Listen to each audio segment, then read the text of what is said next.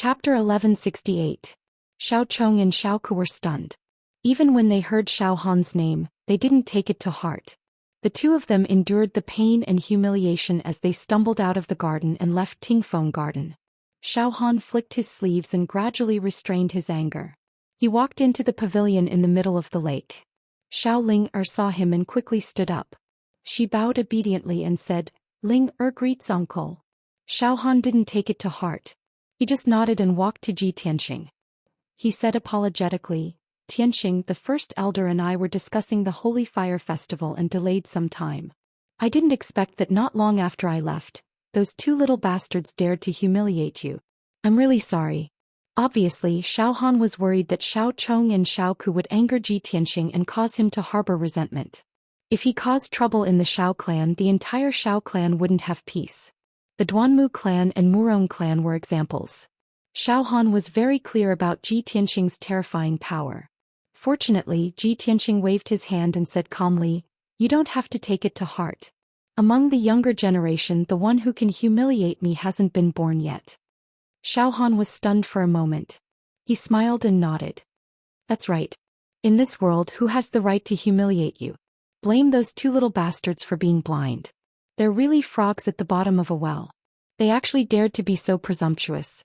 Tianxing, this matter is also because you're magnanimous and didn't lower yourself to their level." Xiao Ling stood at the side and stared at Xiao Han and Ji Tianxing with her big clear eyes. A hint of doubt flashed in her eyes. He was very smart. Of course, she could see that Xiao Han's attitude toward Ji Tianxing was very respectful. It didn't seem like a senior to a nephew. It was more like a friend of the same generation. This made her very confused. She couldn't understand the reason. Xiao Han secretly heaved a sigh of relief when he saw that Ji Tianxing didn't take it to heart. He sat down beside Ji Tianxing and asked doubtfully, "Tianxing, who is this lady? Why are you here?" Ji Tianxing chuckled. "Logically speaking, this lady is your niece. You should be more familiar with her than me, right? I was bored wandering around Tingfeng Garden alone, so I decided to chat with her when I saw her here." Xiao Han said awkwardly, "I haven't been back for more than 20 years. How would I know these juniors?" Xiao Ling was extremely quick-witted. She hurriedly bowed and explained, "Uncle Xiao Han, I'm called Xiao Ling. My father is your cousin called Xiao Jianlong. You should remember, right?" Only then did Xiao Han come to a realization. Looking at Xiao Ling in disbelief, he said with a nod, "So it's Yilong's daughter." Who would have thought that after not seeing him for more than 20 years, Yilong's daughter has already grown up and is still so beautiful. This brat must have married a beautiful wife. Xiao Ling nodded repeatedly and said with a face full of pride, "Uncle, you should also know my mother. She is Xiao Yingmin from the 9th branch." Xiao Han stroked his beard with a faint smile and nodded repeatedly, saying, "Of course I know. Back then I cultivated with your parents. At that time your father took great care of your mother, circling around her all day. I didn't think that the two of them really got married. Sigh, several decades have passed in a flash." Talking about the past, Xiao Han revealed a look of reminiscence, full of sighs and emotions. Ji Tianxing listened silently by the side, interjecting a sentence or two from time to time to adjust the atmosphere. Xiao Ling got familiar with Xiao Han very quickly, calling him uncle affectionately. Xiao Han was also rather fond of her and treated her like his own niece. Ji Tianxing saw that the time was ripe and said to Xiao Han, "Oh right, Miss Ling was still talking to me earlier, saying that she has something to ask of you. Now that you're all present, let Miss Ling tell you personally." Xiao Han nodded with a smile and asked, "Ling what is it? Feel free to say it." Xiao Ling was also stunned. She stared blankly at Ji Tianxing and thought to herself, "When did I say these words to him?" Ji Tianxing smiled at her and reminded her, "Miss Ling, didn't you say just now that the Holy Fire Festival's assessment is unfair and that some people can borrow the power of Dharma treasures?" Xiao Ling suddenly understood and cast a grateful look at him. She nodded repeatedly and said, "Yes, that's it." She grabbed Xiao Han's arm and pleaded pitifully, "Uncle, I heard that you're in charge of supervising this year's Holy Fire Festival's assessment, and you also have to guide the top 2 disciples in the assessment. I don't ask you to help me with anything, but I hope that you can change the assessment rules and prohibit everyone from using Dharma treasures. This will be fair to everyone." Xiao Han frowned and asked, Ling the Holy Fire Festival is a tradition of the Shao clan, and the assessment is also a rule set by the old ancestor. How can I have the authority to change it? Why don't you tell me what happened? Thus Xiao Ling narrated the whole story of the matter in full detail. After Xiao Han finished listening, he frowned with a grave expression. No wonder the third elder's condition is so bad. This is really infuriating. But the third elder doesn't know that 2 of the 3 juniors he helped with heart are mischievous villains. After a moment of silence, he sighed with a heart full of worry and said, Ling I can understand your feelings, but I can't do anything about changing the assessment rules. The third elder's body is already so bad and he definitely can't help you refine Dharma treasures. How about this? I'll help you refine Dharma treasures. No, it's the Holy Fire Festival 3 days later. I can't make it in time even if I rush now. Ah. Xiao Ling immediately revealed a face full of disappointment and said with tears in her eyes, Uncle, you're the Donglin Divine General. Could it be that even you can't help us? Sigh. Xiao Han sighed deeply and was somewhat helpless. Ji Tianxing timely interrupted and reminded, Lord Divine General, you have so many soul tools and Dharma treasures. You can temporarily lend 2 to them. That won't do. Xiao Han and Xiao Ling rejected in unison. Xiao Ling pouted and said, if we do that it's also cheating. The nature is even worse than Xiao Chong and Xiao Shui. Xiao Han also nodded and said, yes, the assessment rules are that we can't rely on external forces, including other people's Dharma treasures and spirit pets. Ji Tianxing nodded slightly, indicating that he understood. He suddenly thought of something and raised his eyebrows and asked, Lord Divine General, since the assessment rules can't be changed, then if Miss Linger wants to win, she must use Dharma treasures. Moreover, this Dharma treasure can only come from the third elder. Only this way can it be considered fair and not cause controversy, right? Xiao Han nodded and said, that's right, exactly so. However, you've also seen the third elder's body condition. Ji Tianxing revealed an unfathomable smile and said with a playful tone, if the third elder's injuries suddenly recover and he can recover his vitality tonight, then can he refine 2 Dharma treasures before the Holy Fire Festival? Xiao Han said with a certain tone, this isn't a problem. The third elder has studied refining for his entire life. It's not difficult to refine 2 low-grade soul-rank Dharma treasures within 3 days. However, even I'm helpless with the third elder's injuries. How can he suddenly recover? Chapter 1169. Ji Tianxing looked at Xiao Han and revealed a confident smile. Miracle? I'm the best at creating miracles. Xiao Han was stunned for a moment and looked at him in disbelief. Tianxing, can you cure third elder's injury? Xiao Ling was also shocked and looked at him expectantly. Ji Tianxing nodded and asked with a smile, General, have you heard of Miracle Dr. Bailey? Xiao Han didn't know the inside story and answered honestly, of course I have. Miracle Dr. Bailey is a famous miracle doctor in the continent. He has miraculous skills and can bring the dead back to life. Ji Tianxing smiled and said, there's something you might not know. I'm Miracle Dr. Bailey's disciple. Xiao Ling suddenly exclaimed and her clear eyes were filled with joy. That's great. Brother Tianxing is Miracle Dr. Bailey's disciple. He can definitely cure third grandfather.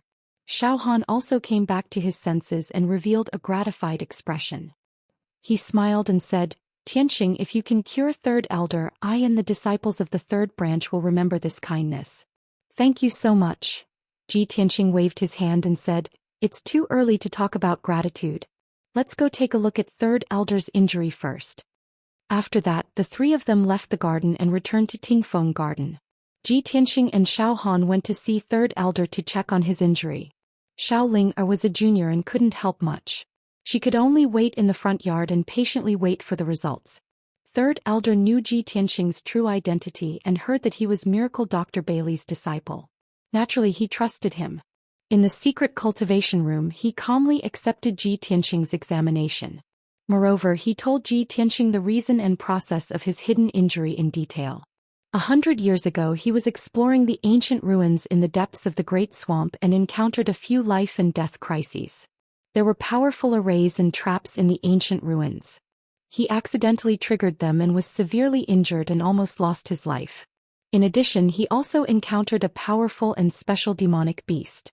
He was beaten to death and barely escaped.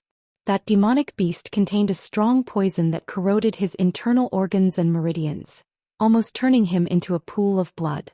Ever since he escaped that disaster, he had been quietly recuperating for the past few decades to slowly alleviate his injury. However, the injury that year affected his internal organs and soul and was basically difficult to heal. Usually, he had to use more than half of his power to suppress his injury. In the past year, he had consumed too much of his energy and his old chi was damaged. Of course, his old injury. Moreover, the injury had relapsed and the situation had become very bad. The third elder estimated that with the condition of his body, he would not live for more than 3 years. Hearing this, Xiao Han was immediately filled with worry. He asked Ji Tianxing, "Tianxing, are you confident in curing third elder?" Ji Tianxing thought about it seriously, then nodded and said, "I have 90% confidence." "That's great." Xiao Han secretly clenched his fist and excitedly praised. The third elder also felt that it was inconceivable.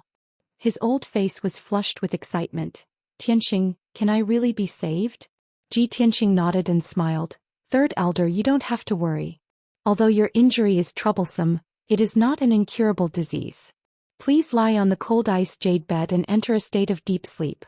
I have to start treating your injury as soon as possible." The third elder saw the hope of life. Of course, he was full of excitement and expectation. He lay on the cold ice jade bed according to his instructions. Xiao Han rubbed his hands excitedly and quickly asked, "Tianxing, do you need my help?" Ji Tianxing shook his head and said, "No need. You can wait outside the secret room. Don't let anyone disturb me." "Okay, don't worry." Xiao Han nodded and quickly left the secret room to guard outside the door. In the dark secret room, only Ji Tianxing and the third elder were left. The third elder had entered a state of deep sleep and isolated all his senses. This way he wouldn't feel any pain when Ji Tianxing treated his injury. Ji Tianxing first used the secret technique of the Wood Emperor's umbrella to treat the third elder's injury. Then he transferred boundless greenwood magic power to the third elder and fed him a few soul-grade elixirs. After the third elder's injury was mostly healed, he used the heaven-mending pearl to remove the remaining poison in the third elder's body and repair his internal organs and soul. This process was very slow and would take a long time. But he had enough patience to treat the third elder's injury bit by bit. Unknowingly, 4 hours had passed and night had fallen. In the manor of the Shao clan's second branch, the lights were brightly lit. In an antique study, a middle-aged man in a purple robe was sitting. This man was tall and sturdy and had a dignified appearance. He had a mustache and exuded the aura of an expert. He was the son of the second branch's elder, Xiao Zhan, the next elder's successor. He was engrossed in reading a book when the study's door was opened. A young man with swollen cheeks like a pig's head walked into the study with weak steps. His entire body was wrapped in anger and resentment. "Father, you must avenge me." The young man was Xiao Chong. He walked quickly to Xiao Zhan and shouted angrily. His tone and eyes were filled with anger and resentment. Xiao Zhan put down the book in his hand and turned to look at Xiao Chong. He frowned when he saw Xiao Chong's miserable appearance. "Chong, what happened to you? Who beat you up like this?" Xiao Chong's eyes surged with cold light. He gritted his teeth and cursed, "It's the bastard from the third branch. He sided with Xiaolinger and Xiaolinger's lover and beat me and Xiaoku, bastard." Xiao Zhan slammed the table in anger and shouted angrily, "The third branch is too presumptuous. How dare they beat up my son? Chong, do you know that person's name? Tell me, I won't let him off." Xiao Chong thought for a moment and quickly replied, "That guy is an elder from the third branch. I think he's called Xiao Han." "What did you say?" Xiao Zhan's eyes widened. He asked in a panicked tone, "You said the person who beat you is called Xiao Han?" "That's right. It's that bastard." Xiao Chong didn't notice the change in his father's expression. He still cursed angrily, "That bastard is too arrogant. He beat us up in front of Xiaolinger and her lover and even clamored for us to kneel down and apologize. He even said that he wants you to find him and apologize. This guy is really crazy. Who does he think he is?" Xiao Zhan's expression changed drastically. He shouted in a deep voice, "Shut up. You bastard, are you crazy?" Xiaocheng raised his head in confusion and asked, "Father, what's wrong with you? Did you take the wrong medicine? That bastard beat me up and humiliated you. Why are you scolding me?" Xiao Zhan furiously raised his right hand and slapped Xiaocheng's face with a paw sound. Chapter 1170. Xiaocheng was slapped in the face and fell to the ground. His face was already swollen like a pig's head, and after being slapped by Xiao Zhan, it split open and started bleeding. He fell to the ground and covered his bleeding face with his hands, looking at Xiao Zhan in disbelief. "You hit me. That bastard from the third branch hit me, and not only did you not avenge me, you hit me. You don't deserve to be my father." Xiaocheng was trembling with anger. He stared at Xiao Zhan with cold eyes and roared in a low voice. Xiao Zhan was so angry that he almost vomited blood. He stood up with a bang, and his whole body was filled with rage. He scolded in a low voice, "Bastard, are you still so stubborn? Wake up for me and think carefully about the name Xiao Han." "What do I have to think about?" Xiaocheng stared back at him and roared even more furiously, "Isn't he just a bastard from the third branch? Isn't he just living for a few more decades? You always brag about how powerful you are, but now that your son is being bullied, you don't even dare to fart. You only dare to hit me. I'm going to tell my mother, and I'm going to the law hall to ask the law elder to judge for me." As he spoke, Xiaocheng got up from the ground and was about to rush out of the study. "Get back here." Xiao Zhan was so angry that his face turned purple. He waved his sleeves and pulled Xiaocheng back. He grabbed Xiaocheng's collar and shouted angrily, "Xiaocheng, are you trying to get us killed? Calm down and think about who Xiao Han is. He's the pride of the Xiao clan, the pillar of the Xiao clan. Is he someone you and I can offend?" The agitated Xiaocheng suddenly thought of something when he heard Xiao Zhan's reminder. Xiao Han. Is he that Dong Lin divine general?" Xiao Zhan shouted in a cold voice, "Nonsense. Who else could it be?" "It's him." Xiaocheng was dumbfounded. He stood there with his mouth agape, and the anger in his heart disappeared. It was as if a bucket of cold water had been poured over his head. He felt cold from head to toe, and even his back was cold. Xiao Han was the pride of the Xiao clan. He was also a peerless expert that was worshipped by the younger generation. Most importantly, the top 2 scorers of the Holy Fire Festival would be brought out of the Xiao clan by Xiao Han to receive care and training. However, he had already made a mistake and had been slapped twice by Xiao Han. However, he still clamored at Xiao Han and refused to let him off. He even wanted to look for the law elder to reason things out. After such a thing had happened, what was Xiao Han's impression of him? Would he still support and nurture him? Thinking of this, Xiaocheng suddenly collapsed on the chair and murmured in a daze, "This is impossible. How is this possible? How could there be such a coincidence? Why? He had not returned to the Xiao clan for decades. Why did he return today? He didn't know Xiao Linger at all, so why would he protect Xiao Linger? Well, I can't accept this." Xiao Zhan also gradually calmed down. With a grave expression he said, "Cheng, tell me everything that happened. Don't leave out anything." Xiaocheng was filled with fear. Of course he did not dare to hide the truth, nor did he dare to exaggerate. He could only tell the truth. After he finished telling the whole story, Xiao Zhan heaved a sigh of relief. He nodded and said, "Although you and Xiao Ku are at fault, there is still room for redemption. This is a grudge between you, Xiao Ku, Xiao Linger, and Xiao Tianxing. It is a matter of the younger generation. Fortunately, you did not directly clash with Xiao Han. Now follow me to Tingfeng Garden and apologize to Xiao Han in person." Xiaocheng was stunned. He said in disbelief, "Father, are we really going to swallow this and apologize to Xiao Han? There are so many people in the clan watching. If we go and apologize, this matter will spread throughout the Xiao clan tomorrow. At that time, we will be the laughingstock of the entire clan. We will be ridiculed for life." Xiao Zhan glared at him angrily and scolded, "Bastard. Until now, do you still not understand the importance of this matter? Compared to the status and resources we already have, what is this little bit of face? Besides, how could it be considered shameful to offer a humble apology to Divine General Dong Lin? Not only us who in the 9th branch can afford to offend him." Xiaocheng was silent. He was still hesitating. Xiao Zhan did not allow him to think too much. He grabbed his neck and dragged him out of the study, rushing to Tingfeng Garden. Tingfeng Garden was brightly lit. The night was quiet. Xiao Han was standing in a dark stone passage. Behind him was the door to the secret chamber. He had been waiting outside the secret chamber for a few hours. He paced back and forth, praying silently in his heart. Tianxing, you must succeed. Third uncle's health is deteriorating. The third branch's position is in danger. If you can cure third uncle's injury, then you can let the third branch continue to exist, and you can also fulfill my wish. At this moment, a guard hurried over and reported respectfully, Divine General, there is someone in the main hall who wishes to see you. Xiao Han raised his eyebrows and asked, who wants to see me in the middle of the night? The guard replied truthfully, it is Xiao Zhan from the second branch. He brought his son Xiao Cheng. They said they are here to apologize to you.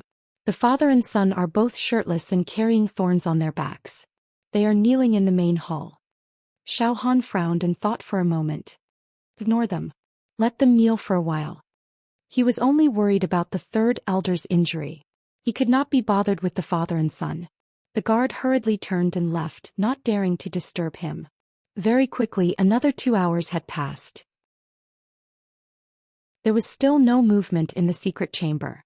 Xiao Han was still pacing back and forth, anxiously waiting. At this time the guard returned and reported to Xiao Han again, reporting to Divine General, there are 2 more people here to see you. Xiao Zhan frowned unhappily and asked, who is it this time? The guard replied, it is Xiao Ku and his son. They are also shirtless and carrying thorns on their backs. They are kneeling in the main hall and asking for forgiveness. Xiao Han frowned and sneered disdainfully, these guys are quite sensible. They really don't care about their reputation and come here to apologize. Since that is the case, I will teach them an unforgettable lesson. After that he instructed the guard, go and tell them to kneel in the main hall until dawn. They are not allowed to leave. Tell them to take care of their own children. Don't be a tyrant in the Xiao clan. Otherwise, sooner or later they will be in big trouble. The guard acknowledged the order and hurriedly left. Xiao Han did not take this matter to heart. He continued to pace outside the secret chamber, paying attention to the movements in the secret chamber. He silently calculated in his heart.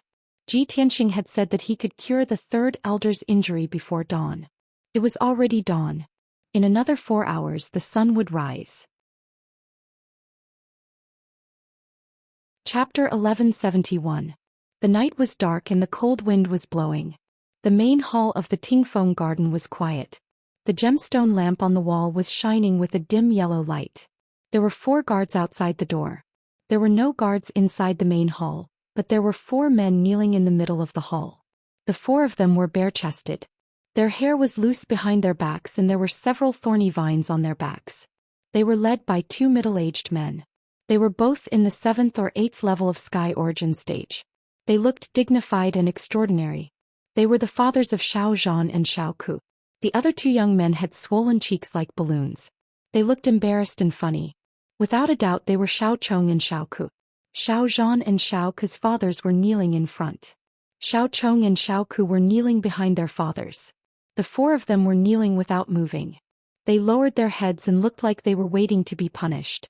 The cold night wind blew into the hall, messing up the 4 people's hair. The cold air assaulted their bodies, causing them to shiver uncontrollably. However, they did not dare to move. The 4 of them looked terrible. Their emotions were complicated and their eyes kept changing. The reason why they had such a reaction was because a guard had come to convey Xiao Han's message. Damn Xiao Han. He didn't want to see us and made us kneel until dawn. Xiao Zhan whispered and said angrily, even if he is the Donglin Divine General, he is still a disciple of the Xiao clan. We can't forget our roots. He can show off outside, but he dares to be so arrogant in the clan. He has gone too far. Xiao Ku's father also agreed. He whispered, this is just a grudge between the younger generation. Is there a need to make it so serious? Xiao Han is too protective. He humiliated us in order to protect his nephew. Xiao Zhan said with a gloomy expression, I originally thought that Xiao Han would forgive us just because we came to ask for forgiveness and put on an act. That would be the end of this matter. I didn't expect Xiao Han to be so heartless. He made us kneel for a whole night. When news of this spreads, everyone in the clan will laugh at us. Xiao Ku's father smiled bitterly and whispered, but we are already here. We can't just leave, can we? If that's the case, not only will we be humiliated for nothing, this matter won't be resolved and we'll offend Xiao Han even more. Xiao Zhan sighed and said, yeah. Since we've already come to confess, we should finish what we started. I hope we can resolve this matter completely. There are still 4 more hours before daybreak. Let's endure it a little longer. Xiao Ke's father nodded and remained silent. Behind the two of them, Xiao Chong and Xiao Ku were also communicating with their eyes and discussing with each other via voice transmission. Xiao Ku, what happened to your face? Why are your injuries more serious than before? Don't mention it. I went back and told my father about this and asked him to avenge me. I didn't expect him to slap me twice in anger. Xiao Chong, aren't you the same? It's all that bastard Xiao Han's fault. He hasn't come back for over 20 years, but he suddenly came back yesterday. He's a senior, a dignified divine general of the East Woods, but he dares to attack a junior. He doesn't care about his status at all. He doesn't have the demeanor of an expert at all. Yes, Xiao Han, this fellow was too overprotective. He was simply unreasonable. Unfortunately, he has a high position and great power. None of us can afford to offend him. I'm so angry. We can't afford to offend Xiao Han, but can't we afford to offend his nephew? That guy called Tianxing looked like an idiot who had a golden exterior but was actually rotten inside. That guy only knows how to boast and deceive girls with flowery words. He doesn't even have the guts to fight with us. What a piece of trash. What ability does he have? Isn't he just relying on Xiao Han's protection? He actually dares to show off in our clan and seduce Xiao Linger. He deserves to die. Xiao Ku, we have to find a chance to teach that guy a lesson these few days. We have to make him lose face and run out of the Xiao clan with his tail between his legs. That's right. I also hate him to the core. I can't wait to step on him and crush him to death in front of everyone. But we have to plan carefully. We can't leave any evidence behind. Otherwise Xiao Han will punish us again. Let's meet up tomorrow and find a few more brothers to discuss this matter together. 2 pairs of father and son and 4 Sky Origin stage experts knelt in the main hall silently, each with their own thoughts. Time passed silently and 4 hours passed very quickly. The sky outside the main hall finally lit up. The sky was bright. The 2 pairs of father and son had knelt in the main hall for the whole night. Their hearts were filled with anger and resentment. Seeing that the sky was finally bright, the 4 of them were finally free. They all let out a long breath. They quickly got up and walked out of the main hall. They left Tingfeng Garden as if they were escaping. At the same time, Xiao Han, who was pacing back and forth outside the secret chamber, finally stopped. The heavy door of the secret chamber suddenly made a muffled sound and slowly opened. Xiao Han immediately turned around and looked into the secret chamber with bright eyes. His face was full of anticipation. When the door of the secret chamber opened, Ji Tianxing, who was wearing a white robe, walked out tiredly. Xiao Han quickly went up to him and asked expectantly, "Tianxing, how is it?" Ji Tianxing nodded and smiled. "Third Elder's injuries are 80% healed. It's not a big problem. He will be completely healed after a few more months of rest." Hearing this, Xiao Han's eyes lit up and he clenched his fists excitedly. "That's great. Tianxing, you are indeed the disciple of the godly doctor. You actually cured Third Elder's hidden injuries that have troubled him for more than 100 years. Thank you so much. I, Xiao Han, will remember your kindness in my heart and will never forget it." As he spoke, Xiao Han sincerely bowed to him, expressing his most sincere gratitude. Ji Tianxing helped him up and smiled. "You don't have to be so courteous. You helped me enter the Xiao clan and I helped you to cure Third Elder. This is also my way of returning the favor. All right, I'll leave the rest to you. I'm going back to my room to rest." "All right. You must have been tired last night. I'll send someone to bring you to rest." Xiao Han quickly called for a guard and brought Ji Tianxing to rest. He then entered the secret chamber to check on Third Elder's condition. He saw that Third Elder was still lying on the ice bed in deep sleep. His entire body was wrapped in a layer of faint green light. His originally aged skin had regained its jade-white luster. His withered and yellow face had also become younger by a few decades. It was as though he had regained his youth. The hidden injuries and deadly poisons hidden in his body had all been removed. Not only that, Third Elder's strength had also recovered to its peak state. His aura was very stable and powerful. He was like a normal second-level soul cultivation realm expert. There was no difference. Before last night he was still in his twilight years with only 3 years of life left. But now he was full of energy and vitality. It would not be a problem for him to live another 500 years. This was simply an unbelievable miracle. Chapter 1172. Not long after, the green light on Third Elder's body dissipated. He woke up from his deep slumber and slowly opened his eyes. Xiao Han hurriedly approached him and asked with concern, "Third uncle, you're finally awake. How do you feel?" It was as if the Third Elder had fallen asleep. He didn't know what had happened. Where's Xianxia? Has the treatment ended?" He sat up from the frozen jade bed, moved his limbs and used his soul to check the condition of his body. With one look he was instantly stunned. "Oh my God! My injuries are all healed? Isn't this too unbelievable? Where's Xianxia? Did he really heal all of my injuries?" The Third Elder let out a cry of surprise as he touched his body to check the condition of his body. He also found that his skin was no longer old and his appearance had returned to his youth. Even the magic power in his body was surging, and his vitality was boundless.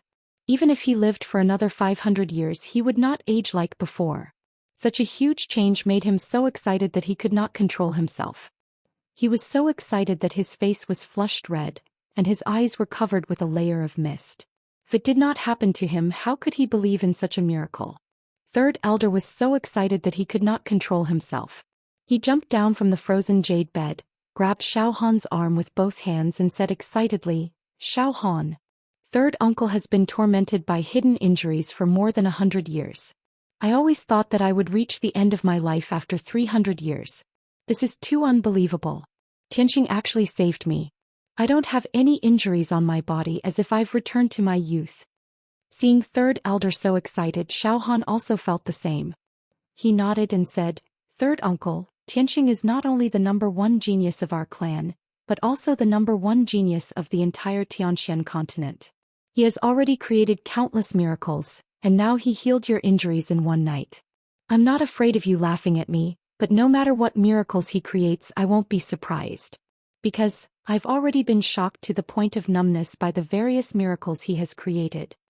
The Third Elder nodded his head repeatedly and exhorted in a solemn tone, "Xiao Han, you are the most outstanding disciple of our Xiao clan in the past 300 years. You are also the pride of our clan. However, it's your fortune to be able to befriend Xianxia. It's also our Xiao clan's fortune. Let me warn you, you must maintain a good relationship with him in the future. No matter what, don't offend him." Xiao Han chuckled and shook his head, "Third uncle, you worry too much. Xianxia is definitely not a fish in a pond. One day he will transform into a true dragon and soar into the 9 heavens. Why would I offend him for no reason? Moreover, I know Tianxia's character the best. As long as we don't challenge his bottom line, he won't be our enemy." Hearing him say so, Third Elder was relieved and hurriedly urged, "Xiao Han, quickly bring me to see Xianxia. I must thank him in person." As he spoke, he pulled Xiao Han and was about to leave the secret chamber. Halfway through, he suddenly thought of something. "Oh right. We can't go empty-handed. I have to prepare a generous gift to show my sincerity." Xiao Han hurriedly pulled him and persuaded with a smile, "Third uncle, Xianxia was busy last night and consumed too much of his spiritual power. He is now recuperating and adjusting his breath. Even if you want to thank him in person, you have to do it another day, right?" Third Elder was stunned for a moment. He slapped his forehead and said with a wry smile, "Oh, that's true. Look at my memory. I'm so old and muddle-headed that I forgot about it when I was happy. Alright, let Xianxia rest for a day. Tomorrow you accompany me to thank him in person." Xiao Han thought for a moment and said with a smile, "Third uncle, Xianxia told me before that after you wake up, you should refine magic weapons for Ling and Qin first. The Holy Fire Festival is in 2 days. If you delay any longer, I'm afraid it will be too late." This. Third Elder was stunned for a moment and said with some hesitation, "It's not a problem to refine magic weapons for them, but if I want to thank Xianxia in person, won't I have to postpone it for a few days?" Xiao Han nodded and said, "Yes, this matter is not urgent. You can refine magic weapons for the 2 juniors first. Alright, then tell them to bring the materials to see me in the workshop." third elder also knew the importance of this matter and hurriedly instructed Xiao Han. Xiao Han responded and hurriedly sent someone to inform Xiao Qin and Xiao Ling. Then he accompanied third elder and rushed to the workshop in the depths of Tingfeng Garden. In a courtyard in the corner of Tingfeng Garden. It was early in the morning. A few young men and women were practicing sword techniques in the courtyard. There were also a few older young men and women sitting cross-legged under the great banyan tree, quietly meditating and practicing. These were the Xiao clan's disciples from the third branch. All of them were outstanding talents with high martial talent. Xiao Ling and Xiao Qin were the leaders of the third branch. They were also the most outstanding geniuses. At this moment, the two of them were standing under the roof, observing their younger brothers and sisters practicing sword techniques while conversing softly.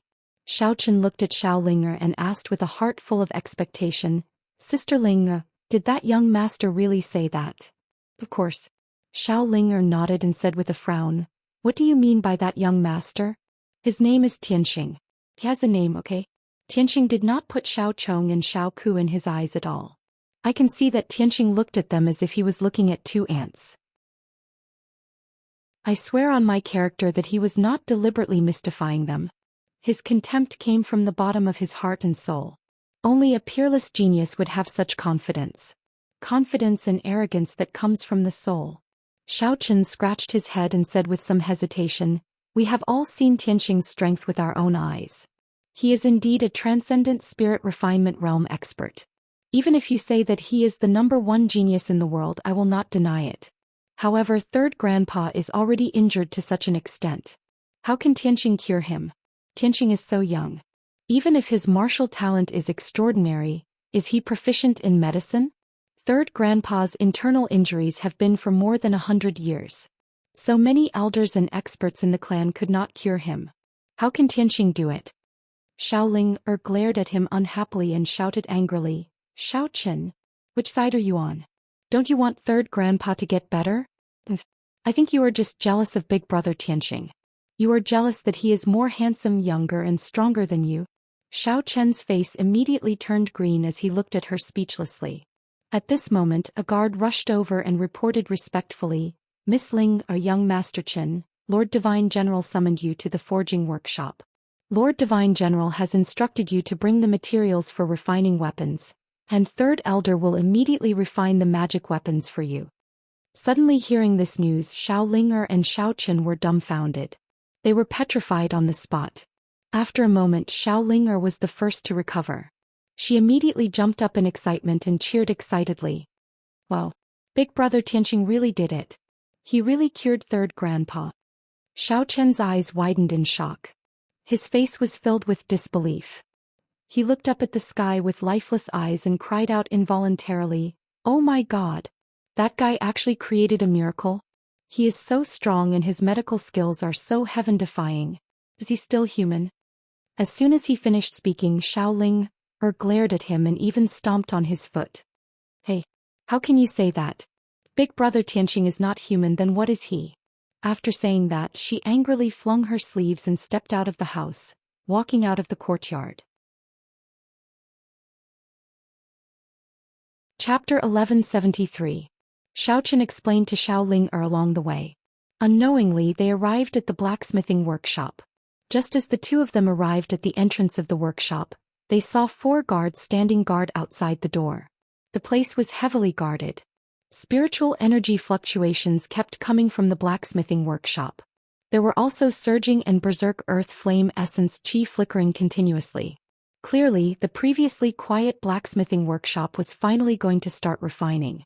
The last bit of worry in Xiao Chen's heart vanished without a trace. When Xiao Chen followed Xiao Ling into the blacksmithing workshop, he saw Xiao Han standing in the hall. Not far away, there was a 30-meter-tall black cauldron wrapped in a layer of 5-colored spiritual light. Intense flames kept rising from the cauldron. The hale and hearty third elder with a head full of white hair stood in the air above the black cauldron. He continuously sent out beams of light with his palms, injecting vast magic energy into the cauldron. Xiao Qin and Xiao Ling looked up at the third elder.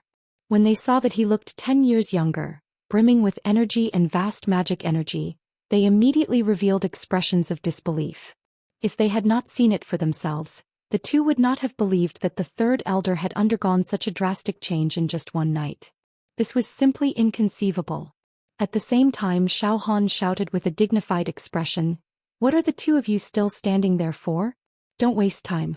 Quickly hand over the materials and let the third elder refine the magic treasure for you." Only then did the two recover their wits.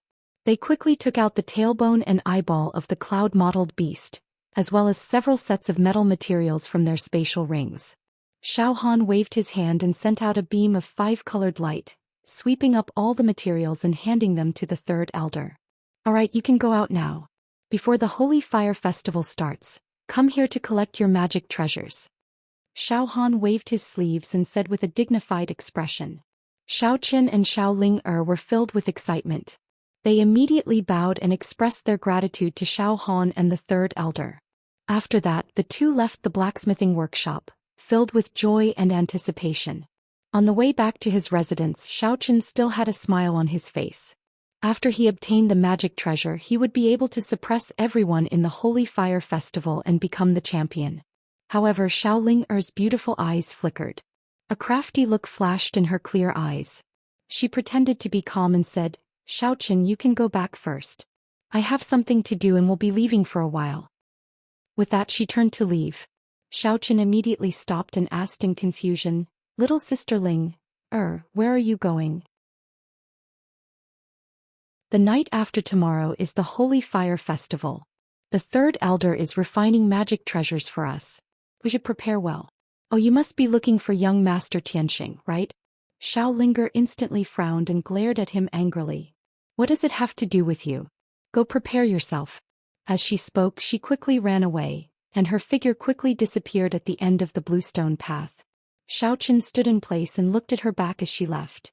He felt a little sour in his heart. He muttered in a somewhat desolate manner, "Why does little sister Ling look like she is going to meet her lover?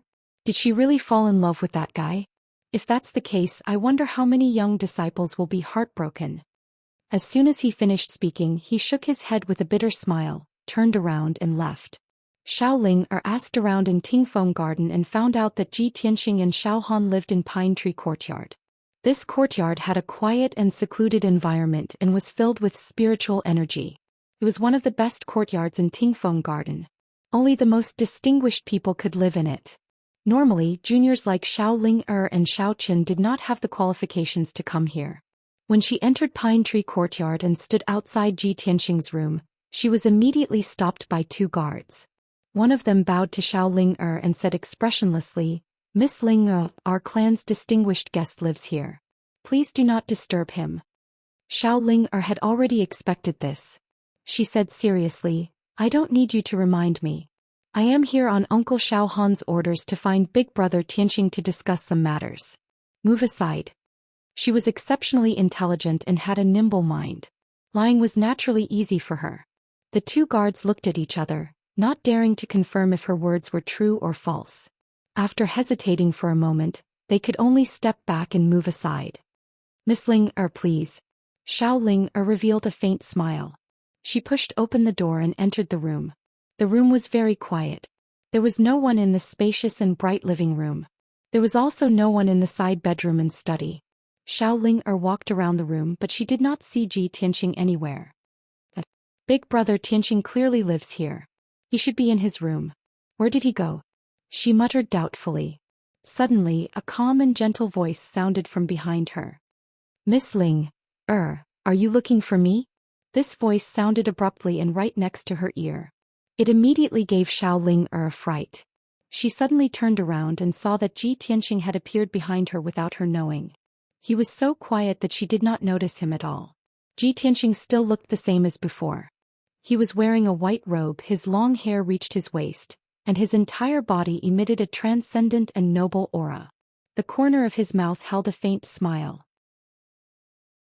At that moment, Xiao Ling looked at him from such a close distance and was actually somewhat stunned.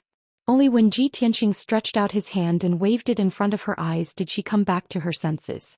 She hurriedly lowered her head. Her expression was slightly embarrassed and shy. She explained somewhat uneasily, "Big Brother Tianxing, I'm sorry. I didn't mean to disturb. Ji Tianxing nodded slightly. He still had a calm expression as he said, "It's fine.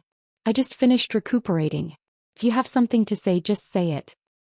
Xiao Ling was suddenly speechless. Her heartbeat sped up again. She did not know what to say. Previously, she was only agitated for a moment and wanted to find Ji Tianxing to thank him in person.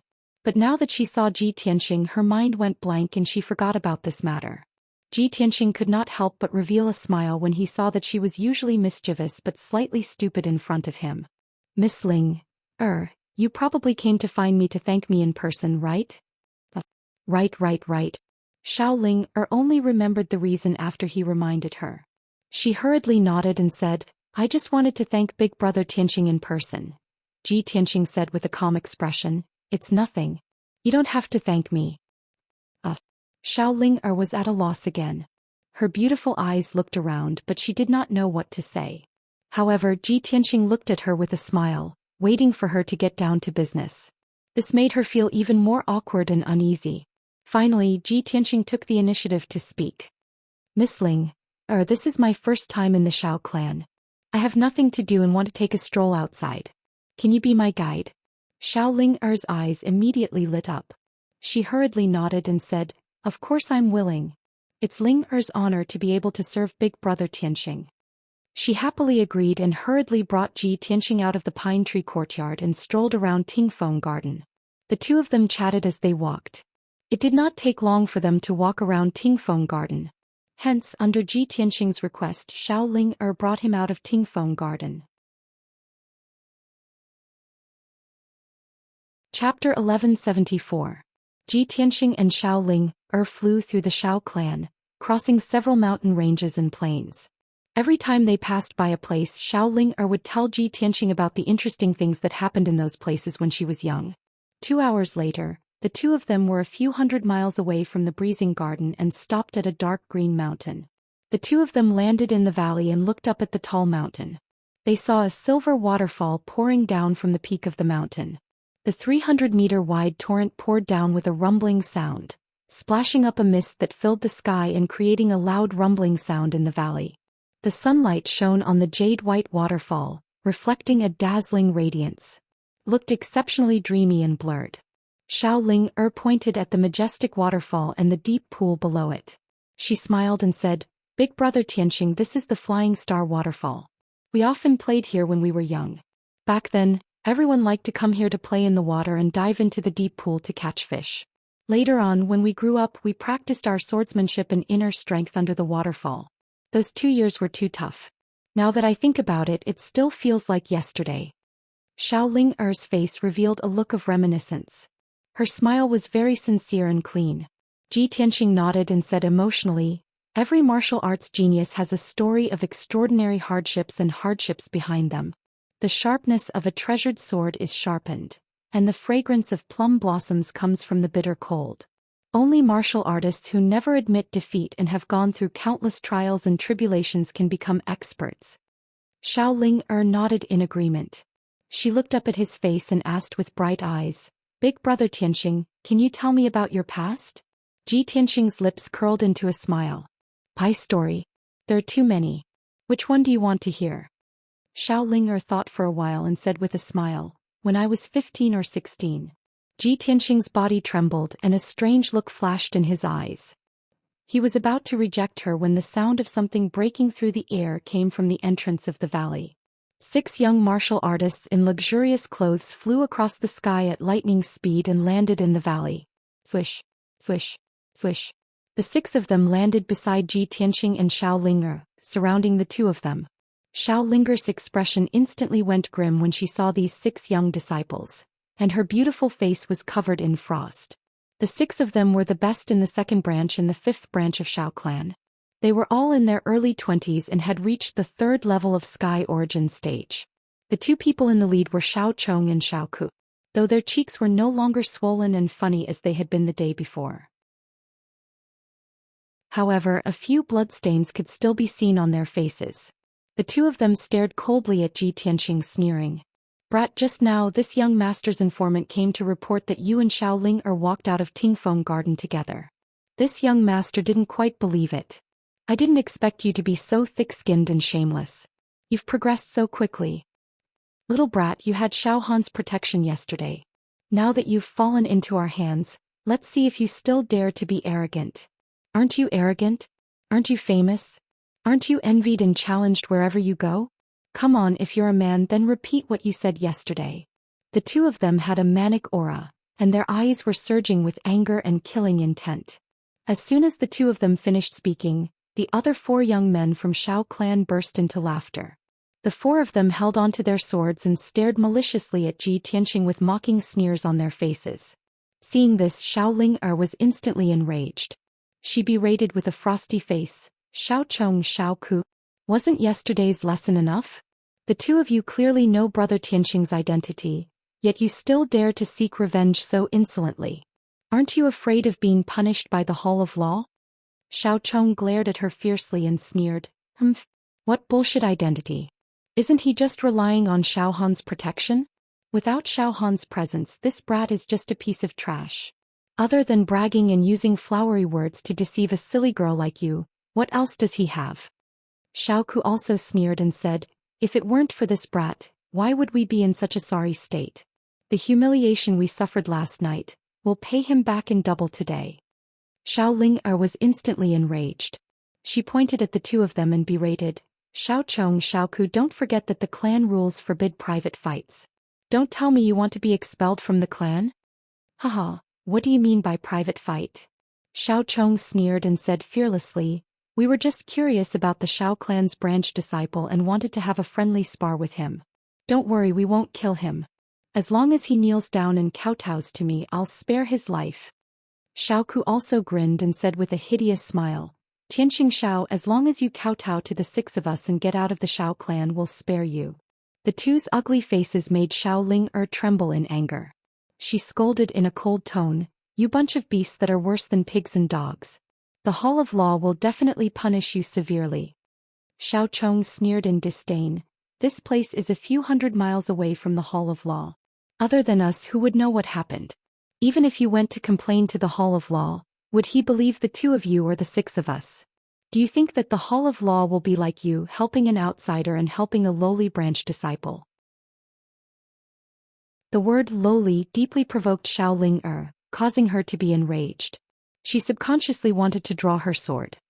"Xiao Chong, how dare you insult Big Brother Tianqing? I'll fight it out with you." In her heart, Ji Tianqing was a graceful and elegant young master in a chaotic world. He was also a peerless genius, a peerless prodigy that couldn't be blasphemed. However, just as she was about to pull out her sword, a broad and powerful palm gently pressed down on her weak shoulder. That palm was very warm, but it was as heavy as a mountain, causing her to be unable to move.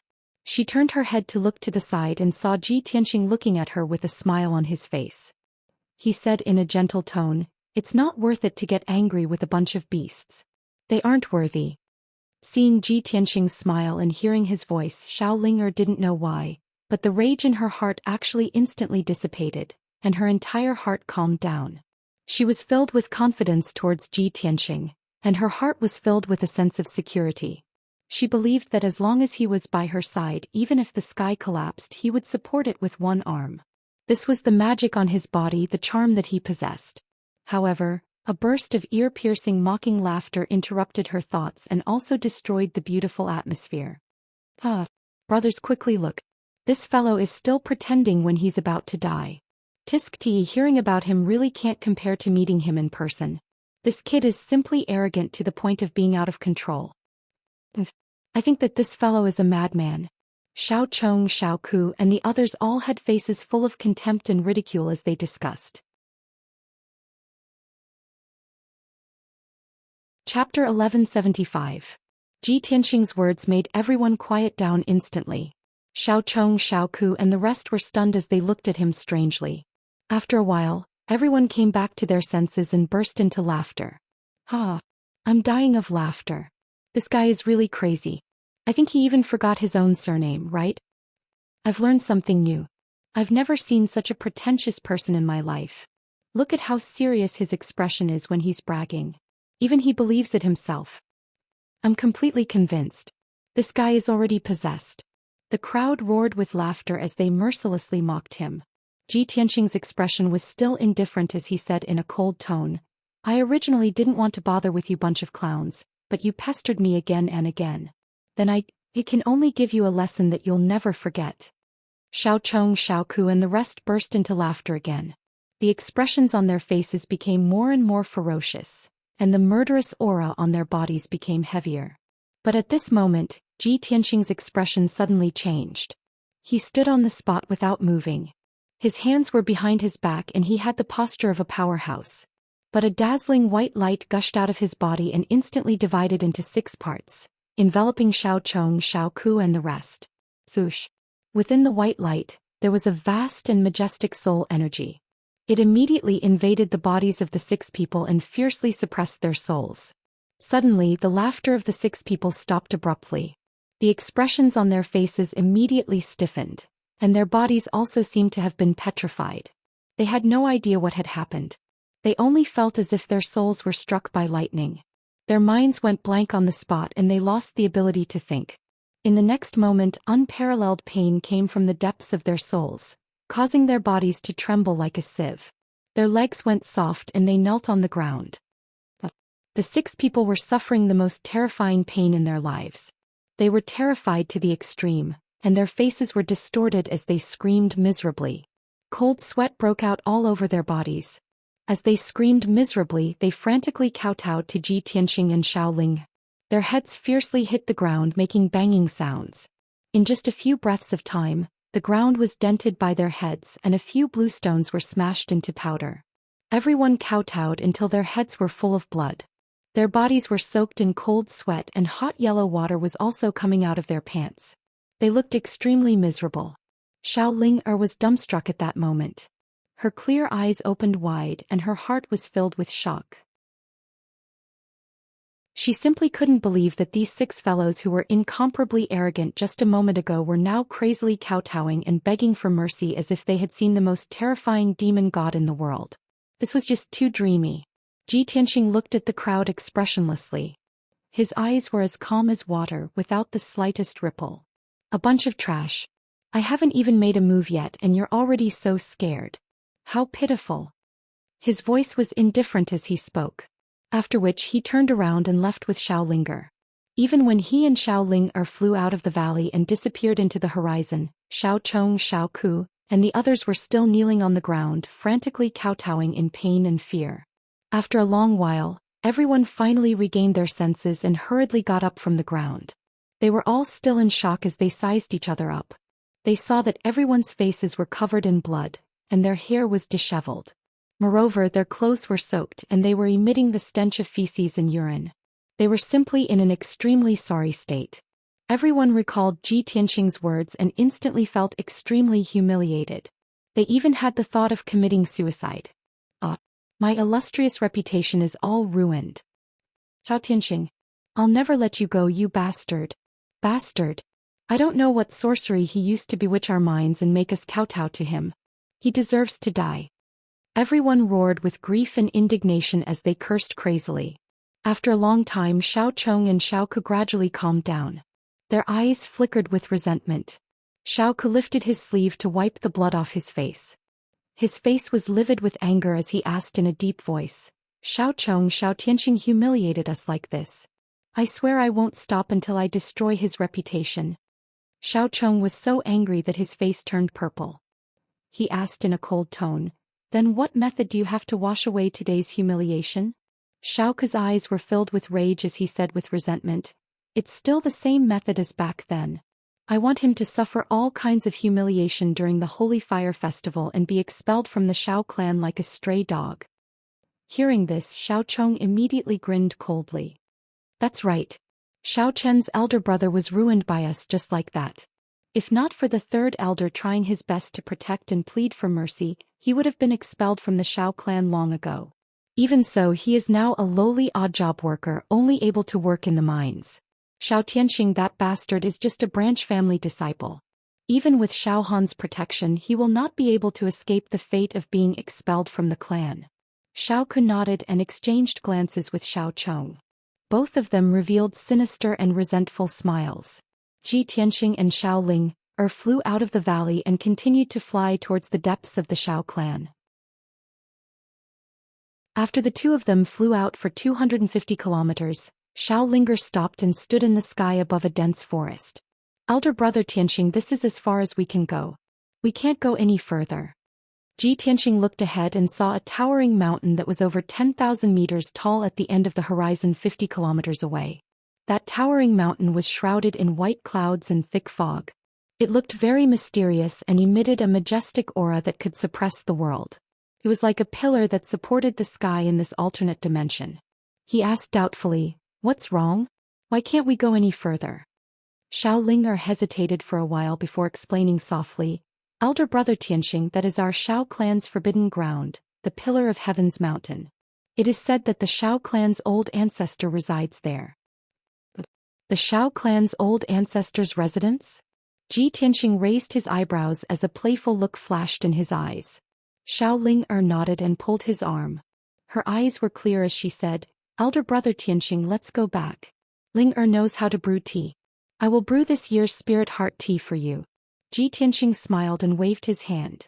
"There's no need to go through so much trouble. The Holy Fire Festival is coming soon. You have to prepare well.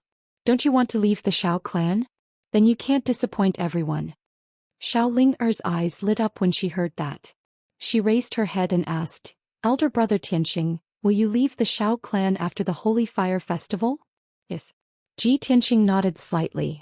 "If I get the top 2 in the assessment and leave the Xiao clan, will I be able to see you often in the future?" Ji Tianxing only smiled and didn't answer. Xiao Linger was certain of the answer in her heart. She clenched her small fist and said firmly, "Elder brother Tianxing, don't worry. I will definitely get the top 2 in the assessment. I won't let you down." Ji Tianxing smiled and said, "Then you should go back and prepare. I will walk around by myself." Xiao Linger didn't doubt him at all. She quickly nodded and agreed. After bidding farewell, she flew back. Chapter 1176. Ji Tianxing came to the Xiao clan to meet the Xiao clan's patriarch. He didn't care about the Xiao clan's Holy Fire Festival or the grudges between the young disciples. In fact, he was just a passerby to the Xiao clan. He came to the Xiao clan to verify one thing. Once he got the answer, he could leave without any worries. Therefore, when he found out that the Pillar of Heaven's mountain was the residence of the Xiao clan's patriarch, he rushed over without hesitation. Swoosh! He passed through the clouds and landed on the peak of the Pillar of Heaven's mountain that was 10,000 meters tall. On the peak of the Pillar of Heaven's mountain, there was a piece of flat land with a radius of 10 miles. This piece of land was filled with dark red spiritual feather maple leaves. The red leaves were like the feathers of a divine bird and were as red as fire. Surrounded by thousands of spiritual feather maple leaves, there was a wooden house made of black soul wood. The wooden house had 2 floors and about 6 to 7 rooms. An invisible soul-grade array protected the entire wooden house. Even after thousands of years, it wouldn't decay. Every room in the wooden house had its own defensive array that contained the power of space. They all had their own mysteries. In the small courtyard outside the wooden house, there was a 300-meter-tall green maple tree. The tree trunk was 30 meters thick and the wide tree crown covered an area with a radius of 10,000 feet. Pieces of dark green maple leaves fell from the tree crown, sprinkling in the quiet little courtyard, making rustling sounds. Under the 1,000-year-old tree, there was a green stone table and 2 stone stools. On the table there was a chessboard with hundreds of black and white chess pieces. Beside the table, there was a green jade pot filled with bejeweled nectar that emitted an intoxicating fragrance. A skinny old man in a black robe with white hair that reached his waist was sitting on the stone stools like a withered tree. He didn't move at all. His aura was extremely restrained, like an ordinary person. There wasn't even any aura of life on his body. He was like a piece of withered wood. Regardless of whether one looked at him with the naked eye or spiritual consciousness, one would mistakenly think that he was an old man who had passed away. However, Ji Tianxing's spiritual energy could detect that the black-robed old man's spiritual energy was as vast as the sea. He could vaguely sense that the white-haired old man's spirit power seemed to have reached the peak of the soul refinement realm and was only a step away from entering the essence soul supremacy realm. The black-robed old man sat under the tree. His white hair and black robes were covered with dozens of green maple leaves. No one knew how long he had been sitting under the tree, but he hadn't moved at all. He stared at the chessboard on the table without any ripples in his eyes. He held a black chess piece in his right hand. It hovered in the air and did not fall down. Xianxia lightly stepped into the small courtyard and walked towards the qing maple tree. The black-robed old man's back was facing him. He didn't seem to have noticed his arrival and remained motionless. Moments later, Xianxia walked under the green maple tree and stood beside the black-robed old man. He cupped his hands in greeting and said, "Junior Xianxia pays his respects to the Shao clan's patriarch." Without a doubt, this black-robed old man was the Shao clan's patriarch. He ignored Xianxia and continued to stare at the chessboard with a focused gaze. Xianxia could only stand at the side and wait quietly. Unknowingly, an hour had passed. The Shao clan's patriarch seemed to have finally thought of the answer. A bright light flashed across his deep eyes. Smack! The black chess piece in his right hand landed on the chessboard on the stone table with a crisp sound. When the chess piece landed, a majestic aura erupted from his body. It was as if he had just come alive. It was only then that Xianxia asked, "Senior, who are you playing chess with?" The Shao clan's patriarch didn't look at him. He pointed above his head and said a word in a deep voice. "Heaven." Xianxia raised his eyebrows as a playful smile appeared on his face. "Senior, you're playing chess with the heavens? This reminds me of something in the past. There was once a paragon expert who lived in seclusion and used his great abilities to observe the heavens and the world. He also set up a huge chess game in the square outside his residence and spent thousands of years playing chess with the heavens." The Shao clan's patriarch was slightly moved and a bright light flashed across his eyes. He then raised his head and looked deeply at Xianxia. He raised his eyebrows and asked, "What was the result?" Xianxia smiled and raised a finger. "He won against the heavens and left." "Left by the heavens?" The Shao clan's patriarch's expression changed. His eyes shone brightly as he asked, "That person was an essence soul paragon?" Xianxia nodded and said in a serious tone, "That senior observed the heavens and the world and played chess with the heavens for 8,000 years. He went through 9 heavenly tribulations and finally broke through the void and went to another continent." "Another continent?" The Shao clan's patriarch's expression changed drastically as he stood up. He was so agitated that the white beard on his chin was trembling. He grabbed Xianxia's arm and asked, "You know all this? Do you know how to go to that continent? Is it only by entering that continent can one see the secrets of the heavenly tribulations and becoming a saint?" Obviously, the Shao clan's patriarch knew very little about the other continent, but he yearned for it. Xianxia shook his head lightly and said calmly, "I have just entered the soul tempering stage and have only heard about the other continent recently. I know very little about it. How would I know the way to go to that continent?" The Shao clan's patriarch nodded slightly and calmed down. He sat back down on the stone bench.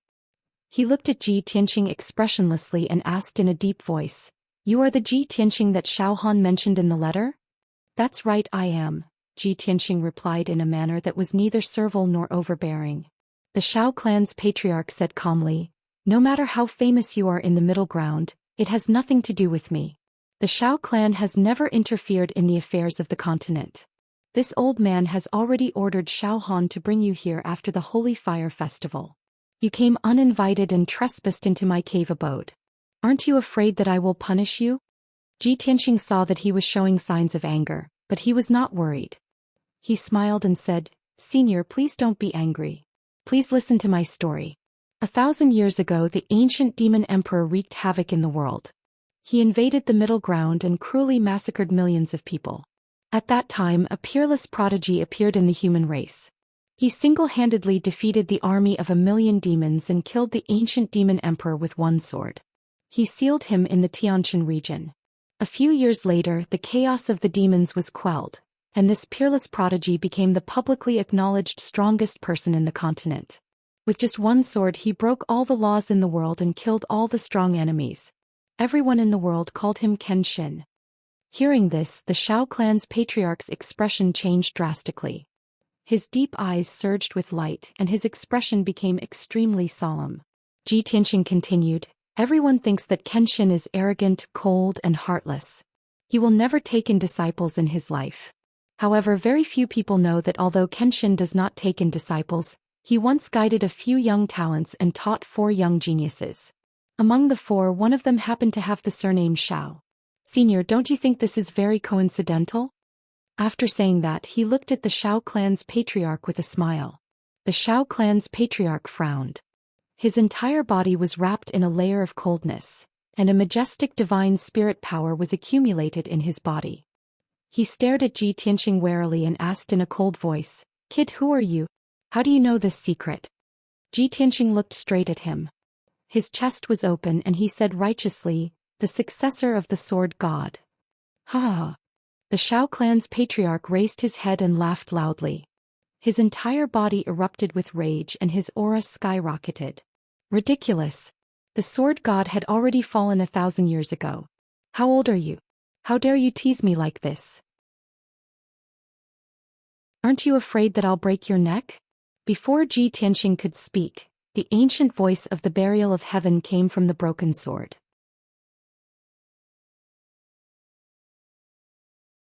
Chapter 1177.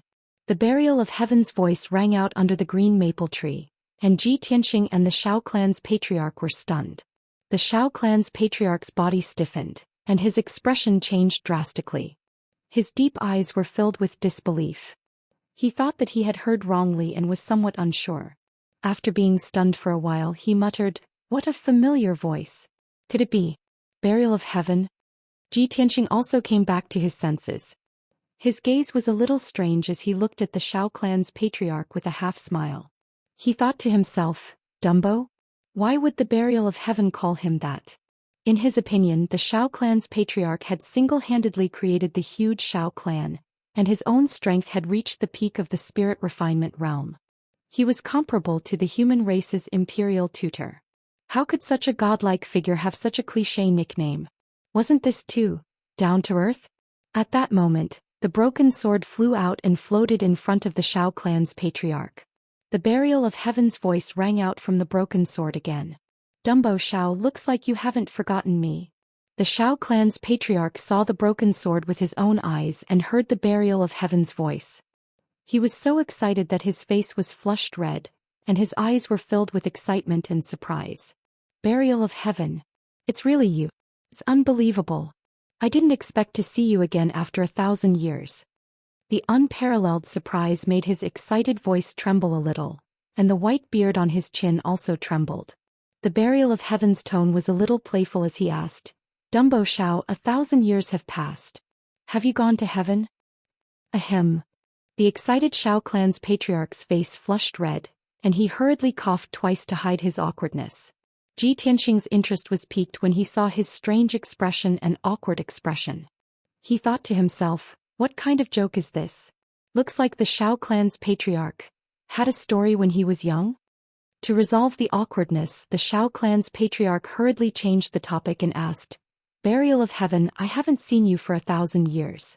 How did you become like this? Why was the divine sword broken? Also, is Master really like what the legends say? Did he really fall long ago?" Burial of heaven said leisurely, "It's a long story." The Xiao clan's patriarch opened his eyes wide and looked at the broken sword expectantly. "It's fine, I have enough time. You can tell me slowly. After Master left, I have been diligently cultivating day and night. I have not let down Master's guidance and teachings. Unfortunately, not long after I reached the soul-refining realm, news of my Master's death spread throughout the continent. I traveled across the entire continent and spent more than 200 years searching through all kinds of ancient ruins and forbidden grounds. I only wanted to find a way to leave the Tianxian land. I really want to verify the authenticity of the news and investigate the truth of the matter." The Xiao clan's patriarch recounted the past in a low voice. His eyes were filled with reminiscence and nostalgia. Although Kenshin had never taken him in as a disciple, he had only given him pointers and taught him. However, he had always considered himself as a disciple of Kenshin. He would always remember the kindness of his teacher's teachings, and he respected and worshipped Kenshin to the extreme. Moreover, his feelings and experiences were very similar to Emperor Ye's. After he finished speaking, Burial of Heaven said calmly, "Regarding this matter, I will slowly tell you in detail in the future. After 1,000 years I have also suffered serious damage. My memory is incomplete and I can't remember clearly what happened back then. If you want to investigate the truth and achieve your wish, you have to do your best to help Ji Tianxing. He is our hope." What Burial of Heaven said was the same as what it had said to Emperor Yi back then. Hearing its words, the Shao clan's patriarch immediately raised his eyebrows and looked at Ji Tianxing in disbelief. "In that case, this kid is really Master's successor?" "Of course," Burial of Heaven said in a solemn tone. "He has already inherited Kenshin's bloodline and ultimate techniques. He reached the soul-refining realm at the age of 20, and his name shook the world. Xiao Han should have introduced him to you. He is the #1 genius of the human race, the #1 monster of the continent, a rare genius that even the Demon Emperor feared. His talent and aptitude are more than 10 times stronger than yours, and are on par with Kenshin back then. Only he can help you fulfill your and Yi Hengchuan's wish." The Shao clan's patriarch was stunned. He looked at Ji Tianxing with a solemn expression, and his eyes revealed deep admiration. A month ago, Xiao Han sent a message reporting that Ji Tianxing wanted to see him. Xiao Han introduced Ji Tianxing in detail, saying that he was the #1 genius of the human race, the most monstrous genius of the Emperor's son. The Shao clan's patriarch was only skeptical and didn't take it to heart. But now, Burial of Heaven had personally said these words to him, and its evaluation of Ji Tianxing was the same as Kenshin's. How could he not be shocked? He had never dared to imagine that there was actually a genius in this world who could reach the height of his master Kenshin. In his opinion, this was absolutely impossible. In his heart, Kenshin was unique and irreplaceable. A moment later he calmed down and asked Burial of Heaven, "Burial of Heaven, you mentioned Yi Hengchuan just now? You've already met him?" Burial of Heaven said calmly, "That's right. Just a few months ago we met him in the Manggu mountain range. His situation is very similar to yours. He has also fallen into the shackles of the Essence Soul realm and has been unable to break through for 200 years. However, it's just that the time is not right for him, and his providence has yet to be bestowed upon him. When the time is right, he will naturally soar into the sky and become a supreme." The Shao clan's patriarch had lived in seclusion and cultivated bitterly for hundreds of years. He comprehended the secrets of heaven all day and played games with the heavens, all for the sake of breaking through to the Essence Soul realm. There was nothing more attractive than breaking through to the Essence Soul realm. Burial of Heaven's words made his heart beat faster and his eyes shone brightly. He immediately asked, "When will his time be right? When will his providence be bestowed upon him?" Burial of Heaven said solemnly, "This question will depend on Ji Tianxing." "Emperor Ye's providence and opportunity are on Ji Tianxing?" The Shao clan's patriarch frowned and looked at Ji Tianxing in disbelief. Burial of Heaven responded and did not say anything else. Its words just now had already revealed too many secrets. The Shao clan's patriarch knew about Ji Tianxing's identity and importance, so he knew what to do next. He looked at Ji Tianxing with a burning gaze and asked, "Tianxing, why have you come to the Shao clan to look for me?" Ji Tianxing cupped his hands and bowed to him. He said solemnly, "Senior, the situation in the Tianxian continent is getting worse and worse. The tragedy and disaster from 1,000 years ago is about to happen again. 1,000 years ago, Kenshin suppressed the Demon Emperor in the Tianxian region. However, 2.5 years ago the Demon Emperor broke through the seal and returned to his lair in the northern desert. With the Demon Emperor overseeing the northern desert, the Demon clan regained their vitality and attacked the humans, demons and water clans with great ambition. Moreover, the bloodline curse that has always existed in the Demon clan has also been removed. The Demon clan's power is growing rapidly. Soon they will sweep the world and the entire Tianxian continent."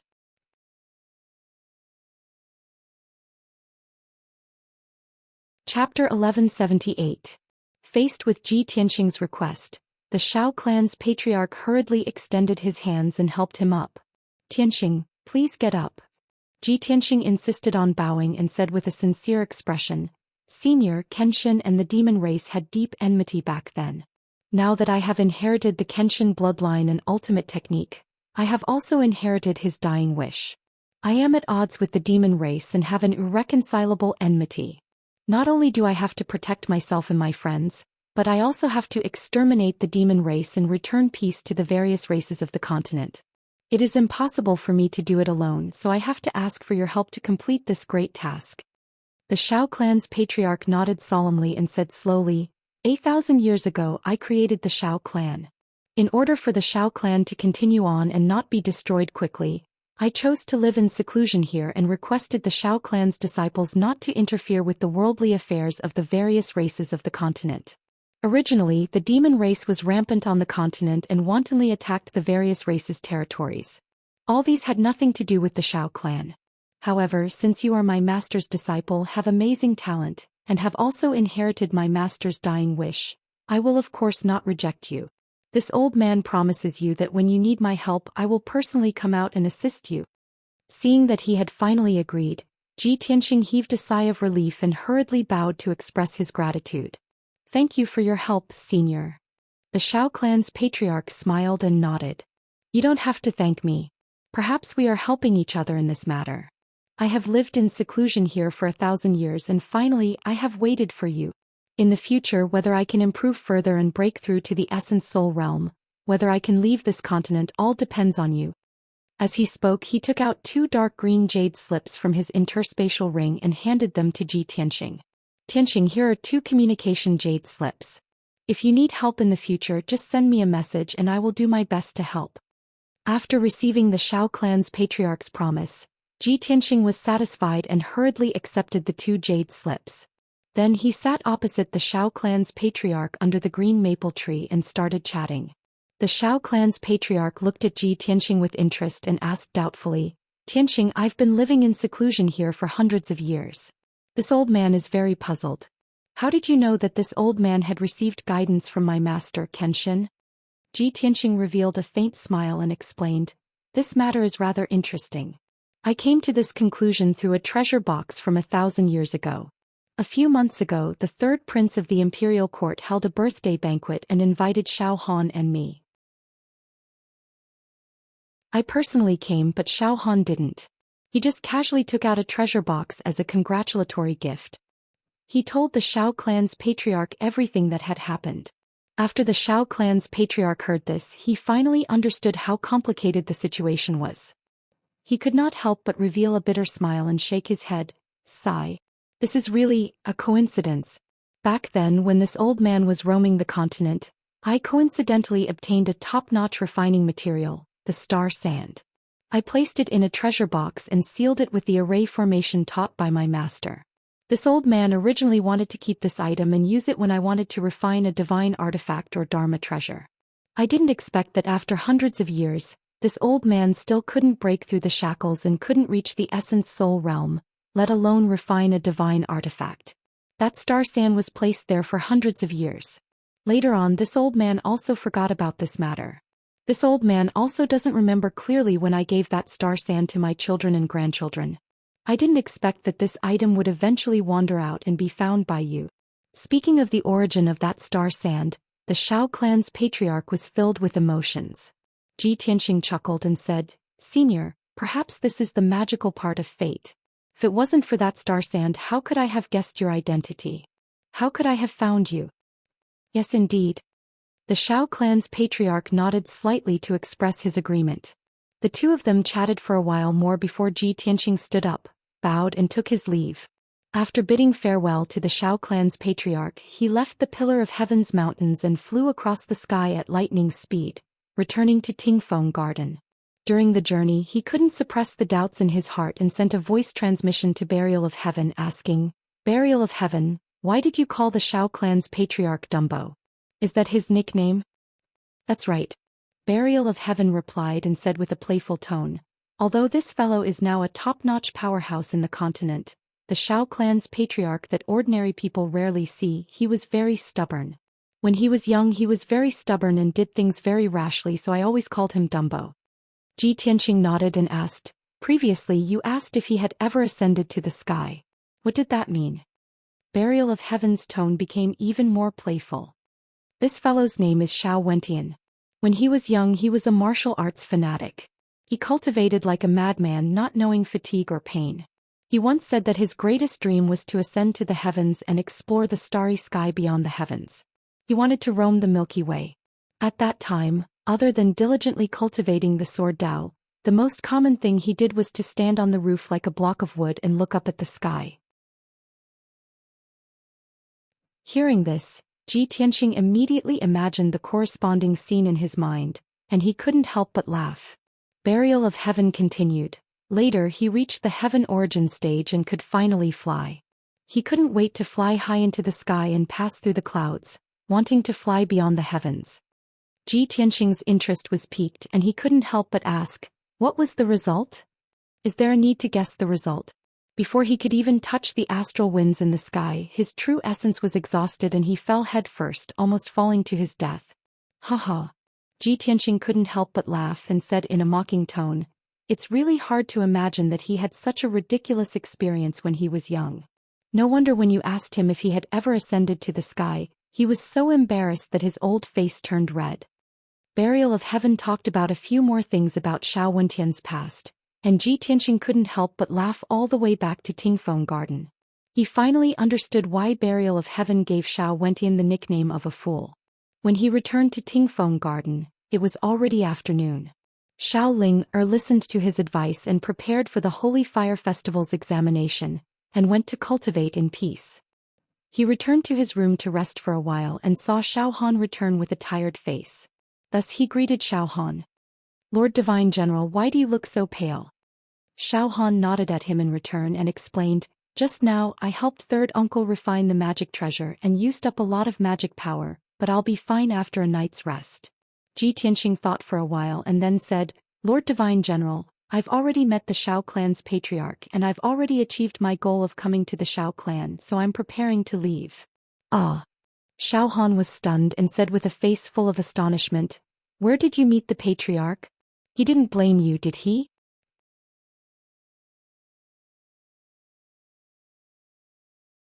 Chapter 1179. My forefather had a good chat with you? He even agreed to your request? Xiao Han's body trembled as he looked at Ji Tianqing in disbelief. His eyes were filled with shock as he could not believe it. After all, the Xiao clan's forefather held a very high position and even he had only met him twice. After a moment of silence he could not help but ask, Tianqing, I have a question in my heart but I've been holding it in. Can you tell me what's the relationship between you and my forefather? Why did you come to the Xiao clan to look for my forefather? Ji Tianqing revealed a smile and said, Sir Divine General, I do have some relationship with your forefather, but as for what it is, please forgive me for not being able to reveal it. As for the reason why I came to look for your forefather, if I told you that I want to ask him to come out and help me save the Tianxian continent, would you believe me? Ask my forefather to help you save the Tianxian continent? Xiao Han was stunned as he looked at him strangely. He did not know whether to laugh or cry as he said, Tianqing, it's fine if it's not convenient for you to reveal it. Why do you have to make fun of me? Ji Tianqing looked at him with a faint smile and said with a playful tone, I'm telling you the truth but you don't believe me. Then there's nothing I can do. Xiao Han smiled bitterly and said, our Xiao clan has never interfered with worldly affairs. How could my forefather help you save the continent? Ji Tianqing waved his hand and said, forget it, let's not talk about this anymore. I've finished my business and achieved my purpose in coming to the Xiao clan. I'll take my leave now. Xiao Han immediately persuaded him to stay. Tianqing, you don't have to be in a hurry to leave. Tomorrow night is the Holy Fire Festival, a grand festival that happens once every 20 years. Since you're here, of course you should watch the ceremony before you leave. Besides, if you want to leave now, I can't send you off or lead the way for you. Why don't you stay for one more day? After the Holy Fire Festival ends, we'll leave together. What do you think? Ji Tianqing thought for a moment and nodded. All right, since you've said so, I'll wait for one more day. The matter was settled. Ji Tianqing stayed in Tingfeng Garden for the time being. He would leave with Xiao Han after the Holy Fire Festival ended. Xiao Han's face was full of weariness. His magic power was exhausted, so he returned to his room to meditate and adjust his breathing. Ji Tianqing had nothing to do, so he went to the weapon forging workshop to watch the third elder forge a magic weapon. In order to help the third elder refine the magic treasure as soon as possible, he also lent a helping hand. Using his vast and boundless magic power, he added 2 more restrictive magic arrays on the magic treasure. In this way, the refining speed of the magic treasure would be much faster, and the power of the magic treasure after it was refined would increase by about 50%. During this process, he also exchanged insights with the third elder and learned a lot from him. Unknowingly, 12 hours had passed. When Ji Tianqing left the armament workshop, it was already late at night. As soon as he returned to the verdant pine courtyard, he saw a black shadow flash by in the dark night. The black shadow was extremely fast and agile. In the blink of an eye, it flew out of the verdant pine courtyard. Even so, Ji Tianqing's superb eyesight and powerful spiritual power were still able to detect some information. He could see that the black shadow was a middle-aged man wearing a black robe and a mask. His strength was around Sky Origin Stage LV8. Moreover, the black shadow was very unfamiliar. His movements were sneaky and he seemed to have ill intentions. With his powerful spiritual power, he memorized the spiritual aura of the masked man and secretly detected his escape route. The masked man was very familiar with the terrain of Tingfeng Garden. After flying out of the verdant pine courtyard, he quietly avoided several sentry posts and guards and left Tingfeng Garden. Ji Tianqing's soul power silently spread out and detected that the masked man was flying in the northwest direction. He did not chase after him. Instead, he returned to his room with a calm expression and pondered silently. This man is very familiar with the terrain and guards of Tingfeng Garden. He should be from the Xiao clan.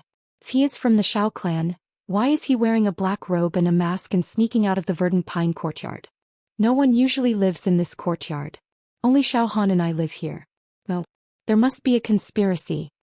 Thinking of this, Ji Tianqing immediately released his spiritual power and extended it in all directions to investigate the entire verdant pine courtyard. Under the cover of his powerful spiritual power, every brick and tile, every inch of the walls and floor of the verdant pine courtyard appeared clearly in his mind. He quickly detected that there was a trace of true origin left in his room. That trace of true origin was the same as the masked man's aura. Therefore, he stepped into the room and looked around with a burning gaze.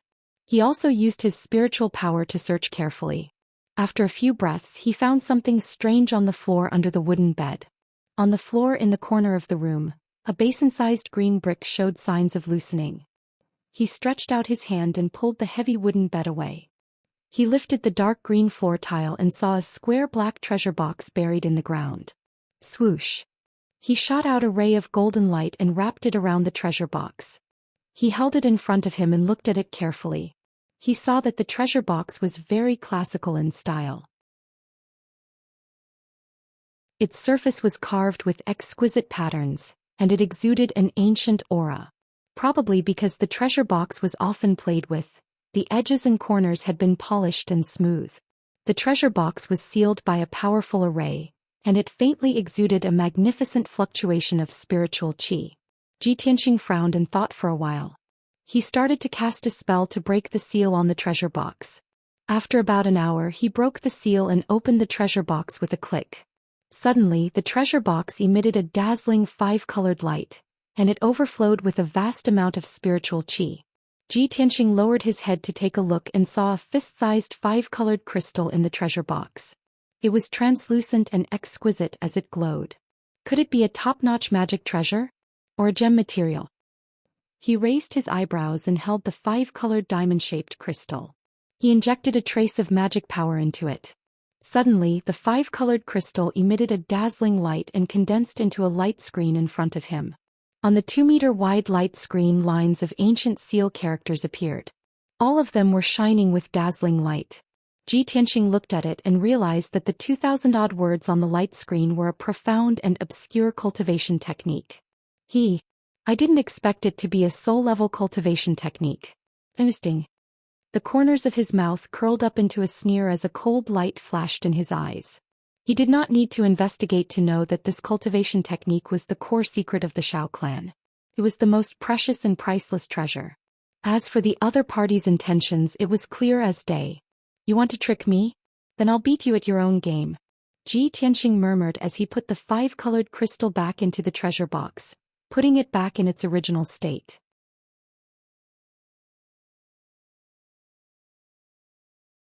Chapter 1180. 80 miles to the northwest of Tingfeng Garden was the manor where the second family lived. Ji Tianxing walked through the night like a ghost and landed quietly in the manor. There were guards both inside and outside the manor, and it was heavily guarded. However, no one could detect him. Not even his aura could be sensed. After sneaking around the manor for a while, he sensed the spiritual aura of the masked man. It was in a secret chamber underground. Hence, he sneaked into the ground and stuck close to the wall of the secret chamber. He used a secret technique to investigate the situation in the secret chamber. In the dark secret chamber, there were only two people who were whispering to each other. One of them was a young man in a brocade robe. It was Xiaocheng. The other person was a middle-aged man in a black robe with a veil covering his face. Xiaocheng looked at the masked man and asked with anticipation, "Father, is the matter settled?" The masked man nodded slightly and said with a tone full of conceit, "Of course, nothing will go wrong if I take action for my father. Don't worry, you will be able to enjoy a good show tomorrow night." Xiaocheng was so excited that his cheeks turned red. He laughed coldly and said, "Hee hee, that's great. This time that kid is dead meat. In order to get our hands on the first elder's soaring white sun scripture, we have put in a lot of effort and risked a lot of danger. Luckily the plan succeeded. Everything was worth it." The masked man nodded and said with a sinister smile, "Humph, the soaring white sun scripture is a spirit-level cultivation skill created by our patriarch. It is also the reason why our Xiao family has been able to pass it down for thousands of years. Such a peerless godly skill is a priceless treasure to our Xiao family. Only the first elder of each generation can control it. Even I am not qualified to take a look at it. When tomorrow's Holy Fire Festival is exposed in front of the entire Xiao family, that kid will have to bear the wrath of the entire Xiao family. When that time comes, even Xiao Han will not be able to protect him. Even Xiao Han will be implicated." Xiaocheng nodded and laughed proudly. "Ha, that's right. A lowly branch family descendant dares to fight with us. He must have a death wish." Outside the secret chamber, Ji Tianxing was hiding underground. He heard the conversation between Xiaocheng and Xiaocheng clearly. "Just as I expected, Xiaocheng, that bastard really wants to harm me. But I didn't expect that his father, Xiaozhan, would personally make a move. He really spared no effort." Ji Tianxing muttered in his heart as a cold glint flashed across his eyes. He did not continue to listen to the conversation between Xiaocheng and his son. He quietly traveled underground for a while and entered a room. The furnishings of this room were very luxurious. There were abundant cultivation resources stored within, and it was also filled with a dense true essence aura. That was Xiaocheng's aura. This room must be Xiaocheng's bedroom. Thus Ji Tianxing stretched out his hand and pressed it into the wall. His palm was as sharp as a blade, and he cut open the bluestone wall effortlessly. He took out the treasure box from his spatial ring and hid it in the wall. Then he rubbed his palms against the green stone wall and used his qi to smooth it out, leaving no traces behind. After doing this, he quietly left the room and left the manor. Throughout the entire process, he did not make a single sound, nor did he alert anyone. 15 minutes later, he returned to his residence in Tingfeng Garden. He sat in his room and meditated. The night passed very quickly. After dawn, the entire Xiao clan was bustling with activity. Today was the day of the Holy Fire Festival. It would be held tonight at Evergreen Mountain. Evergreen Mountain was the main peak of this mountain range. It was also where the disciples of the first branch resided. There was not only a vast and luxurious manor on that 1,000-zhang tall mountain, but there was also a plaza that could accommodate 10,000 people. In the north of the plaza stood a 300-zhang tall statue of the Xiao clan's patriarch. Beside the statue was a 300-zhang tall ancient pine tree. It had a history of 1,000 years, but it was still dark green and full of vitality. That ancient pine tree was evergreen. It also meant that the Xiao clan would always be prosperous and evergreen. This was also where the name Evergreen Mountain came from. Early in the morning, the disciples of the Xiao clan started to get busy. Countless young disciples and servants rushed to the plaza of Evergreen Mountain to clean up the fallen leaves and decorate the venue for the Holy Fire Festival. The dozens of young disciples, including Xiao Ling-er and Xiao Chen, were cultivating intensely, repeatedly practicing the secret techniques of the martial Dao. These young disciples were going to participate in the Holy Fire Festival's test tonight and strive to get a good ranking in the test. The rules of the Xiao clan were very straightforward and simple. Only the disciples with outstanding talent and aptitude could obtain more abundant cultivation resources and receive the guidance of senior experts. Only the two most outstanding young disciples were qualified to leave the Xiao clan and venture out into the outside world. For the entire day, the disciples of the Xiao clan's 9th branch discussed, filled with anticipation for the Holy Fire Festival tonight. Everyone was discussing which young genius would obtain the top 2 spots and obtain the qualification to leave the Xiao clan. Some people believed that Xiao Chong and Xiao Ku would obtain the top 2 spots. However, there were also people who felt that the top 2 spots would be Xiao Qian and Xiao Ling. Aside from these people, there were a few other genius disciples who also had a chance to obtain the top 2 spots. In short, the disciples of the various branches all had different opinions. Ji Tianxing was not interested in this. No matter who passed the Holy Fire Festival's test or who could leave the Xiao clan, it had nothing to do with him. Xiao Qian sat in his room and meditated until evening. Then he walked out of his room and rushed to Evergreen Mountain. Xiao Qian's expression was as calm as water. However, a thought flashed in his mind. There will definitely be a good show to watch tonight. Thinking of this, Xiao Qian's lips curled up in a playful, cold smile. At the same time, a melodious voice called out to him from behind. "Elder brother Tianxing, please wait a moment." Ji Tianxing stopped and turned his head to look behind him. He saw Xiao Ling and Xiao Qian flying over as fast as the wind. The two stopped in front of Xiao Qian, their faces filled with joy and gratitude.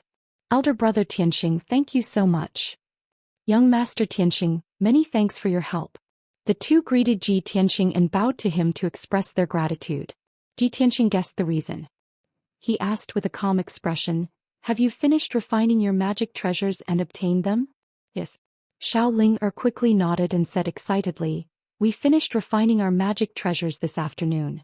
After a few hours of practice we can already familiarize ourselves with them. Third Grandpa told us that if not for your help he would not have been able to refine them so quickly. Furthermore, you specially added 2 restriction formations on our magic treasures, increasing their might by 50%. Xiao Chong, Xiao Ku and Xiao Shui's magic treasures cannot be compared to ours." As she spoke, a white light surged in her palm, and a sword flickering with silver light appeared.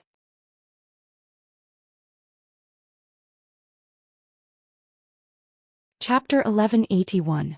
Xiao Ling and Xiao Qian followed Ji Tianxing, one on his left and one on his right. The two were very close and respectful to Ji Tianxing, treating him like a god. The 3 flew through the night sky. Along the way to Evergreen Mountain they met many Xiao clan disciples. The Xiao clan members from the various branches were all rushing to Evergreen Mountain in groups of 3 to 5. There were men and women, young and old.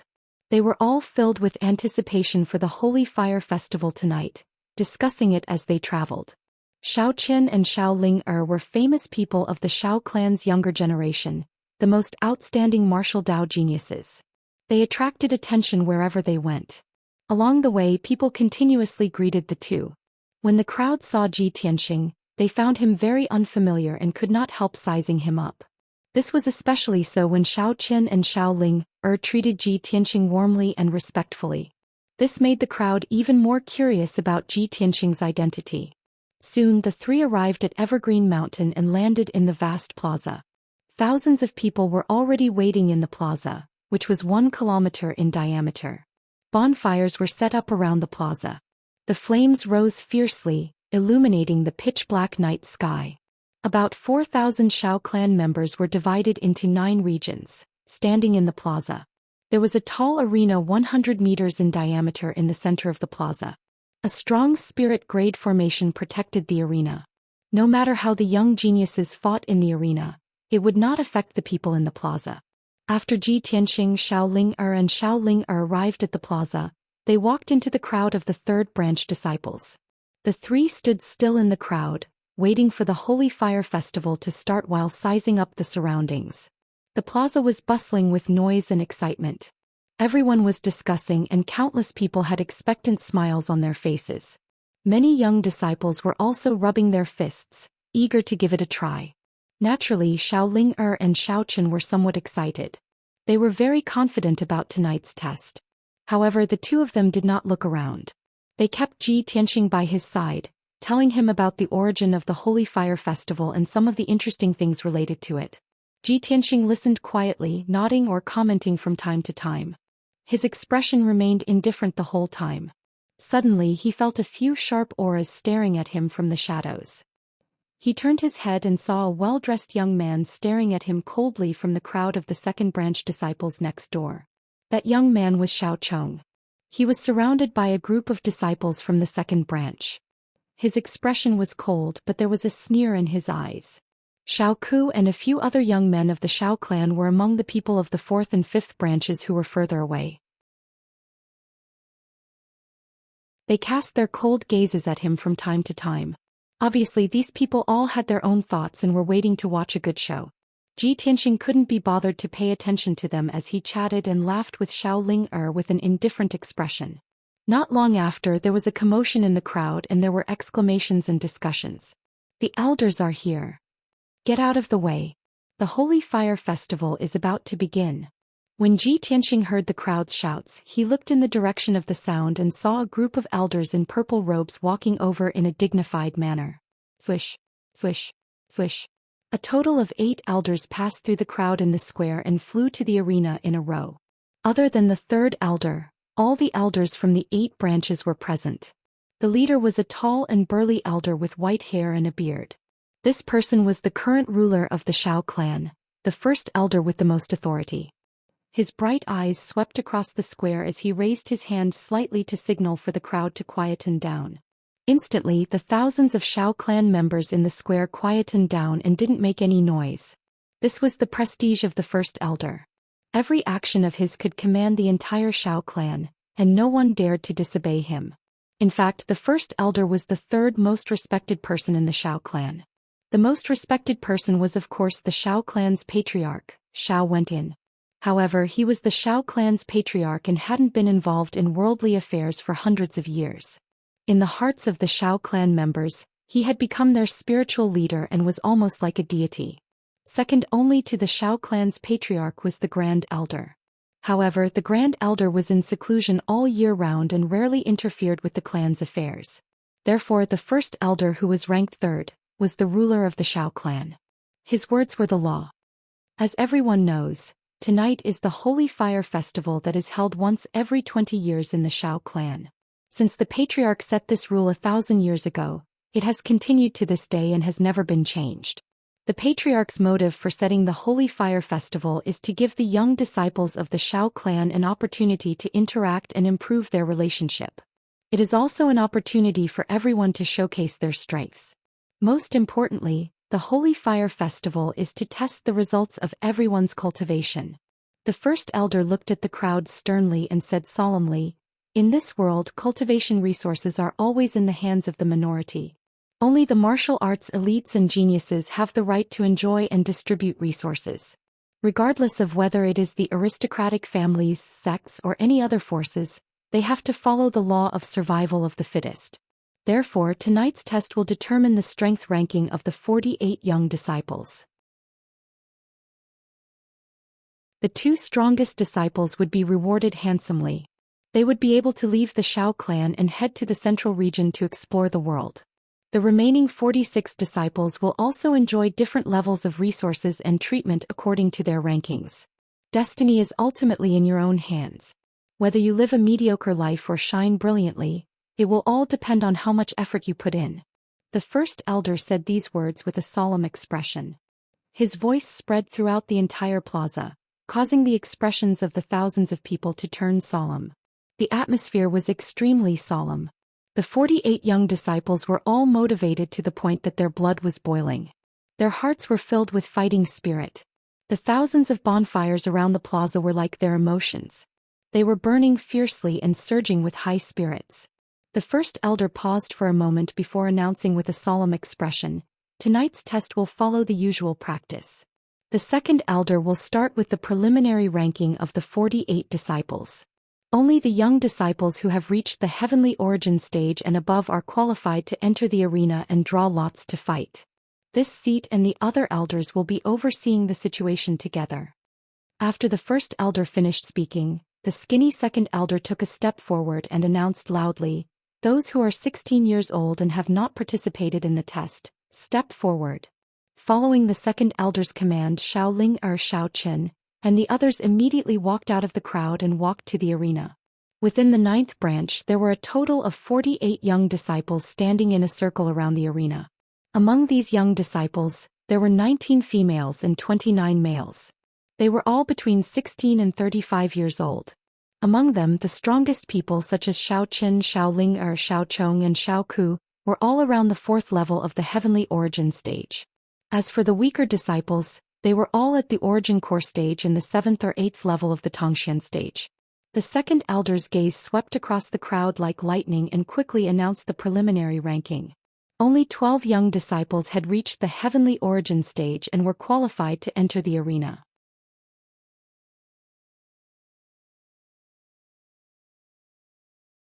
Chapter 1182. Let's not talk about the 36 disciples who had not reached the sky origin realm for now. The strength of these people was clear at a glance. They would be ranked according to their realms and given different resources and treatment. Anyway, the thousands of Xiao clansmen in the square did not pay much attention to these people. Everyone's eyes and expectations were all focused on Xiao Qin, Xiao Ling and the others. After the second elder announced the rankings and treatment of the 36 people, he looked at Xiao Qin and the others with a dignified gaze. There are 12 disciples who have reached the sky origin realm in this holy fire festival. According to everyone's strength, I will give the preliminary rankings as follows. First place, Xiao Qin, Xiao Ling Xiao Chong, Xiao Ku and Xiao Shui are tied. Second place, Xiao Pan and Xiao Gang are tied. Third place, Xiao Ying. Fourth place. The rankings announced by the second elder were only based on the strength of the 12 disciples. The final rankings would only be known after they went up on the stage. With a schwa sound, the great elder shot out 12 rays of golden light, which wrapped around 12 jade lots, floating in the gloomy night sky. Second elder, please draw lots for the 12 juniors. The second elder nodded slightly and shot out a few dazzling lights, which disrupted the 12 golden lights and divided them into 6 pairs. The first elder took out the 6 pairs of jade lots and read out the names on them. Xiao Ku against Xiao Gang. Xiao Qin against Xiao Pan. Xiao Ling against Xiao Ying. Xiao Chong against. When the first elder finished reading out the results of the draw, everyone secretly heaved a sigh of relief. The crowd in the square also burst into discussion. Luckily, the 5 geniuses tied for first place did not meet in the first round. Yes. Although the competition will go on for many rounds and the strong ones will win in the end, if they meet in the first round, it will be a great loss to their strength. The top 2 of this year's assessment will definitely be chosen from those 5 geniuses. I wonder who will win. After the thousands of people in the square discussed for a while, the first elder announced the start of the competition. The first pair of disciples was Xiao Ku and Xiao Gang. Both of them were young men in their early 20s with a strong aura and were tall and sturdy. The martial techniques and secret techniques that they cultivated were mostly the same. Their styles were also violent and fierce. But the difference was that Xiao Ku was at the 4th level of Sky Origin stage, while Xiao Gang was only at the 3rd level of Sky Origin stage. The result was indisputable. After Xiao Ku and Xiao Gang fought intensely for 40 moves, Xiao Gang was defeated on the spot. The two of them fought fiercely in the arena. Saber light and sword shadows constantly burst forth, illuminating the dark night sky. Boom. The muffled sound spread throughout the entire evergreen mountain. It was very shocking. When Xiao Gang was defeated and left the arena in a somewhat sorry state, Xiao Ku revealed a complacent smile. He stood on the arena and looked down at Xiao Qin and Xiao Ling with a provocative gaze. Of course, Xiao Qin and Xiao Ling were not convinced and glared back. Next, it was the turn of the second pair of young disciples. Xiao Qin stepped onto the arena and faced a young woman with a graceful figure, Xiao Pan. Xiao Pan knew that she was not as strong as Xiao Qin and could not defeat him. In order to preserve her strength and obtain a better ranking, she rationally chose to admit defeat. Xiao Qin easily won, but no one expressed any dissatisfaction. They all felt that this was a matter of course. Soon Xiao Ling Xiao Chong, Xiao Shui, and the other young geniuses stepped onto the arena to fight. These people were the most outstanding young geniuses of the Xiao clan. They were all at the heavenly origin stage and had cultivated profound martial techniques and secret techniques. Everyone displayed their strengths in the arena. They all executed the martial techniques they were most proficient in and used their strongest secret techniques. The ground shook and the mountains shook. Muffled sounds shook the sky. The thousands of people in the plaza were dazzled by the sight. They continuously cheered and applauded. The atmosphere in the plaza became more and more lively. The Shao clan's people were all in high spirits as they discussed spiritedly. Even the 9 elders were very satisfied with the performance of the geniuses. They would occasionally nod their heads or give a few comments. Only Xianxia stood silently in the crowd, watching the fights on the arena with an indifferent expression. The fights of these heavenly origin stage cultivators were too weak in his eyes. There was nothing to watch. Soon 2 hours passed. After more than 10 fights, Xiao Gang, Xiao Pan, Xiao Ying and the other young disciples had their rankings confirmed. Only Xiao Qin, Xiao Chong, Xiao Ku, Xiao Ling and Xiao Shui were left. The top 5 had not been decided yet. They were about to enter the final fight. The highlight of the night was about to be played. The thousands of people in the plaza all burst out in excited cheers. They shouted excitedly and looked forward to it. The second elder drew lots for the 5 people to decide their opponents. Aside from Xiao Chong, who was lucky enough to get a bye, the other 4 had to fight against each other. The first match was Xiao Qin versus Xiao Ku. When the 2 of them revealed hostility and stepped into the arena with cold eyes, Xianxia became slightly interested. He quietly watched the 2 of them fight. Xiao Qin and Xiao Ku already had a deep grudge. They both swore that they would defeat the other in front of everyone on the Holy Fire Festival's arena and take revenge. At this moment, the 2 of them stood still in the arena. They took out their magic treasures and attacked with all their might. Xiao Ku's magic treasure was a thick black saber. It weighed 5,000 kilograms and had the terrifying power to split mountains and rivers. As for Xiao Chen's magic treasure, it was the Sun and Moon magic seal. It released golden sunlight and silver moonlight. Originally, Xiao Ku was full of confidence and thought that he would definitely win tonight. But when Xiao Chen took out the Sun and Moon magic seal, his expression changed drastically. He revealed a look of disbelief. This is impossible. How can you have a magic treasure? Xiao Chong, Xiao Shui and the others below the arena also revealed a look of astonishment. Their expressions became very ugly. They did not expect Xiao Chen to also have a magic treasure. Furthermore, the aura of the magic treasure was even stronger. Xiao Chen curled his lips and sneered, "Even you guys have magic treasures. Why can't I have one? Xiao Ku, I have waited for this night for 5 years. Since the day you framed my brother, I swore that I would defeat you in front of the entire clan during the Holy Fire Festival and trample you under my feet." Although Xiao Ku was flustered, he quickly calmed down. He retorted with a cold expression, "Xiao Chen, don't make slanderous accusations. Your brother violated the clan's rules and was punished by the elders." Xiao Chen's entire body was surging with anger. He shouted coldly, "You and I both know the truth of the matter. Wait until I trample you under my feet, then you can quibble."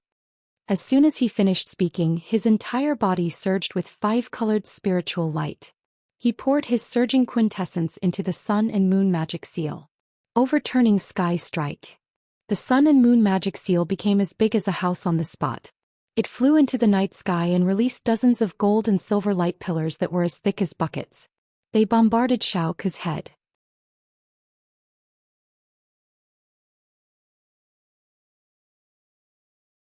Chapter 1183. Rumble. 10-100-meter-long gold and silver pillars of light flooded Xiao Ku's figure. Xiao Ku's saber light shadow was shattered into pieces. Following a deafening explosion, Xiao Ku was sent flying, crashing into the edge of the arena in a sorry state. Fortunately, the arena was protected by a soul-level grand array. That dark yellow light shield blocked him. Otherwise, he would have already fallen off the arena. How is this possible? How do you have such a strong magic treasure? Xiao Ku asked Xiao Chen angrily as he widened his eyes in horror. Blood continuously flowed out of his nose and mouth. However, Xiao Chen could not be bothered to explain. He grinned coldly and controlled the Sun and Moon seals again, launching an all-out attack at Xiao Ku. "Cut the crap. You will definitely lose tonight." Sun Moon Heavenly River. Xiao Chen recklessly circulated his quintessence. causing the sun and moon seals to release a gold and silver light that covered the sky. The light surged towards Xiaoku like a flood.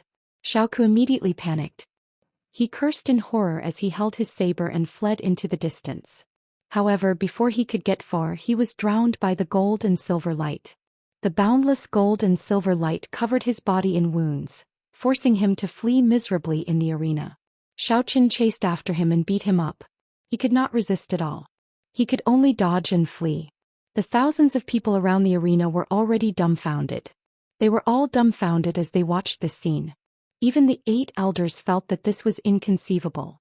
They revealed shocked expressions and started discussing secretly. Isn't Xiaoqin and Xiaoku's strength about the same? Why is the difference in their combat prowess so great? It is the problem with the dermic seal in Xiaoqian's hand. That magic treasure is too strong. I heard that the 3rd elder was already severely injured when he refined magic treasures for Xiaoku, Xiaochong and the others. He is beyond cure. Why did he refine another magic treasure for Xiaoqin? The magic treasure in Xiaoqian's hand has the 3rd elder's aura. It was indeed refined by him. But this is impossible. The 3rd elder was already injured to that extent. How could he refine a magic treasure? Strange, this is completely illogical. Just as everyone was discussing animatedly, the outcome of the battle on the arena had already been decided. Xiaoqin attacked continuously for 8 moves and used several powerful secret techniques. Finally, he defeated Xiaoku. Xiaoku was beaten black and blue. His entire body was covered in blood and he lay on the arena like a dead dog. He no longer had the strength to escape and could only gasp for breath. Xiaoqin put away the sun and moon seal and held it in his palm. He used his foot to step on Xiaoku's chest and shouted with a cold expression, "Xiaoku, do you admit defeat?" At this point, Xiaoku had already suffered a crushing defeat. No matter how angry and unwilling he was, he could only admit defeat in front of everyone. "I lost. Xiaoqin, you win." Hearing Xiaoku admit defeat, Xiaoqin withdrew his foot. He glanced at him with disdain and walked off the stage. The great elder announced in a loud voice, "Xiaoqin has won this battle and entered the top 3. The second battle, Xiao Ling'er versus Xiao Chong." Xiaoku was quickly carried off the arena. Xiao Ling'er and Xiao Chong flew onto the arena and stood still. The two were separated by 100 meters as they stared at each other coldly. Intense rage surged in their bodies. Xiao Ling'er drew her treasured sword that flickered with a silver light. She said arrogantly, "Xiao Chong, it is time for us to settle our grudges tonight. I do not wish to dwell on the previous grudges. Tonight, I will only make you kneel before my sword and beg for mercy." Xiao Chong stared coldly at the treasured sword in her hand. His pupils constricted and his complexion darkened as he cursed, "Xiao Ling, you and Xiaoqin are truly despicable and shameless, heartless and unscrupulous. The 3rd elder is already so injured and does not have many years left to live. Yet you actually forced him to refine a magic treasure for you. How can our Xiao clan have scum like you? You are simply not worthy of being the Xiao clan's disciples." Xiao Ling'er immediately revealed an expression of disdain. She smiled coldly and said, "Xiao Chong, the truly despicable and shameless people are you. If the 3rd elder did not refine a magic treasure for you, why would he be so severely injured and suffer from hidden injuries? Don't think of stalling for time. I will defeat you in front of everyone right now and make you recognize reality." After she finished speaking, she did not hesitate to brandish her treasured sword, sending out 36 cold lights with all her might. They formed a huge plum-shaped sword flower and charged at Xiao Chong. Instantly, cold lights shot out from the arena, and the sword chi was oppressive. Xiao Chong's expression turned cold and he quickly shut his mouth. He used all his strength to control the moon-breaking saber, sending out dozens of saber lights to block Xiao Ling'er's ferocious attacks. The saber lights and sword lights clashed, producing muffled, peng, ping, ping, sounds that echoed in the night sky. The thousands of people around the arena stared at the battlefield without blinking, holding their breaths as they watched the battle with rapt attention. Very quickly, 10 breaths of time passed. Xiao Ling'er and Xiao Chong exchanged 5 moves. Xiao Ling'er clearly had the upper hand, taking the initiative to attack. Xiao Chong was suppressed and kept retreating to dodge. He was beaten to the point that he could not raise his head, much less fight back. After 6 moves, he was injured by Xiao Ling'er. He vomited blood on the spot and crashed into the arena from midair. Before he could get up, Xiao Ling'er had already arrived before him and sent him flying with another sword strike. A bloody wound that was deep to the point bones could be seen instantly appeared on Xiao Chong's chest, and blood sprayed out from his mouth and nose. He flew out for an entire 100 meters and fiercely collided with the dark yellow defensive barrier before bouncing back and falling to the ground. This time his injuries were even worse. He was already heavily injured and his combat strength had greatly weakened. Even though he was filled with grief, indignation and fury, and was unable to accept the fact that he had lost miserably. But it was meaningless for him to continue fighting, and he would only be madly ravaged by Xiao Ling'er. So he struggled to get up from the ground and was about to admit defeat. But he never imagined that Xiao Ling'er would not give him the chance to admit defeat at all. She once again executed her ultimate technique, and she held the treasured sword with both hands and fiercely slashed down. Kaboom! Amidst a deafening loud sound, a silver moon sword light that was over 30 meters long descended from the sky and slashed onto Xiao Chong. Xiao Chong was struck to the ground on the spot, and one of his arms was chopped off as well, falling onto the arena. The power that could destroy heaven and earth actually knocked him out on the spot. His vision turned black and he fell onto the ground, unconscious. If it were not for the Xiao clan's rule that it was not allowed to kill in a battle, Xiao Chong would probably have been killed by Xiao Ling'er. After a long time, the silver light that filled the sky dissipated. Xiao Ling'er held the treasured sword in her left hand and carried the unconscious Xiao Chong with her right hand. She dragged him like she was carrying a dead dog and threw him off the arena. Such a scene immediately made everyone stare with wide eyes, revealing a face full of shock. No one dared to believe that the always clever and cute Xiao Ling'er actually had such a violent side. Only Xiao Ling'er herself knew that the reason why she ravaged Xiao Chong like this was to vent the anger in her heart.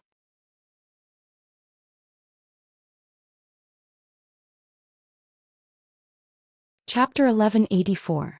Xiao Ku and Xiao Chong were defeated one after another. Both of them ended up in a miserable state.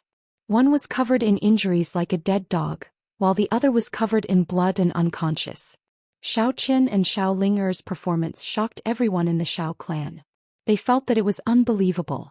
Even the 8 elders had a whole new level of respect for them. They felt that the top 2 in the assessment would definitely be theirs. Of the top 5 young geniuses, only 3 remained: Xiao Qin, Xiao Ling'er and Xiao Shui. Among the 3, one of them would definitely be eliminated. The other 2 would obtain the top 2 positions and obtain the right to leave the Xiao clan. Xiao Chong was still unconscious and Xiao Zhan was circulating his energy to save him. Xiao Ku suppressed his anger and humiliation and stayed below the ring. His face was distorted with anger as he stared at Xiao Qin and Xiao Ling'er with hatred. He muttered to himself, "We have not lost yet. There is still Xiao Shui. She still has hope." As he spoke, he turned his head to look at Xiao Shui, who was in the crowd with high hopes in his eyes. However, Xiao Shui had her head lowered and no one knew what she was thinking. She did not see Xiao Ku's gaze. Her expression was very ugly and her eyes were as cold as ice. She clenched her fists so tightly that her knuckles turned white. Obviously she was very nervous. She had seen Xiao Ku and Xiao Chong's miserable end clearly. She did not have any confidence in the following battles. At this moment the second elder continued to draw lots. The first elder announced the results of the draw loudly. The final battle: Xiao Qin against Xiao Shui. Xiao Ling'er is lucky to have a bye and will be the second place of this holy fire festival. As his voice fell, the square was filled with thunderous cheers. Thousands of people let out excited shouts. Everyone's gaze was focused on Xiao Qin and Xiao Shui. Xiao Qin stepped onto the stage confidently and looked coldly at Xiao Shui. Xiao Shui lowered her head slightly as she held the hilt of her treasured sword. Her body was brewing quintessence. When the first elder announced the start of the duel, she did not hesitate at all. She drew her sword and thrust it at Xiao Qin. That sword was fast and ruthless. It was as fast as a ray of light, and the sword soared into the sky. Her eyes were blood red and her body was emitting a dark red killing intent. Her eyes were like 2 sharp swords that could penetrate one's heart. When Xiao Shui thrust out her sword, thousands of Xiao clan members exclaimed in surprise. The elders were also shocked, revealing expressions of disbelief. Exactly how strong is this little girl's killing intent to be able to execute such a sword strike? As expected, a woman's heart is the most poisonous. Xiao Shui has been silently enduring all this time because she was accumulating strength for this sword. Oh no, if Xiaoqin is not on guard, I'm afraid he will be injured by this sword. Just as this thought flashed through everyone's minds, Xiaoqin also made his move. He seemed to have long expected that Xiao Shui would unleash a thunderous attack, and immediately unleashed the sun and moon seal to block in front of him. The seal emitted a dazzling golden and silver light. It turned into the size of a millstone and spun in front of him. Clang! The sword light collided with the sun and moon seal, causing a loud and clear sound to ring out. Xiao Shui's murderous aura filled with extraordinary might was blocked by Xiao Qin in the end. The sword light instantly collapsed as Xiao Shui was forced to retreat a dozen steps. Her complexion turned deathly pale as dense shock gushed out from her eyes. Next it was time for Xiao Qin to trample on her. Xiao Qin controlled the sun and moon seal, continuously releasing sunlight and moonlight. They condensed into thousands of light pillars, light blades and sword lights, shooting at Xiao Shui like a rain of arrows. Xiao Shui was beaten back repeatedly, exhausted from defending and fleeing. She clenched her teeth tightly and persisted without making a sound, unwilling to open her mouth and admit defeat. As time passed, her quintessence was greatly depleted, and her physical strength gradually weakened. Bloody wounds also appeared all over her body. This continued until, after about 7 minutes, Xiao Qin attacked continuously for more than 50 moves. Xiao Shui's entire body was covered with hundreds of wounds. There was not a single part of her body that was intact. Dark red blood soaked her entire body, splattering on the arena and dyeing the ground dark red. He finally could not hold on any longer. After exhausting all her strength, she collapsed on the arena and shouted in a hoarse voice that she admitted defeat. The moment she admitted defeat, the thousands of Xiao clan members in the plaza were all in an uproar, shouting themselves hoarse. He won. Xiao Qin really won. Xiao Qin is indeed the #1 genius of our Xiao clan. He deserves this title. Xiao Qin and Xiao Ling are indeed the strongest of the younger generation. From today onwards, the two of them can leave the Xiao clan and roam the outside world. This is too enviable. In the future, when they roam the continent, they will definitely achieve great feats and become experts that everyone will respect. The plaza was in an uproar. The bonfire burned fiercely and the sound waves spread out continuously like the tide. Xiao Qin and Xiao Ling returned to Ji Tianxing's side and excitedly reported the good news to him, bowing to express their gratitude. The two of them were very clear that if it were not for Ji Tianxing's help, they would not have the glory they had tonight. At this moment, the first elder stretched out his palms, indicating for the crowd to quieten down. Then he solemnly announced the results. I now announce that in this Holy Fire Festival's assessment, the first place is Xiao Qin, the second place is Xiao Ling. The two of them will receive the most generous rewards and the right to leave the Xiao clan. Xiao Shui, who was in the crowd, unwillingly glanced at the stage. Then she turned around and squeezed into the crowd, quickly leaving the plaza. Xiaoku was so angry that his whole body was trembling. He clenched his fists so tightly that creaking sounds could be heard. He stared at Xiao Qin and Xiao Ling with resentment. He gnashed his teeth and cursed, "Bastards! Why is it like this? Why are they the ones who won? I can't accept this.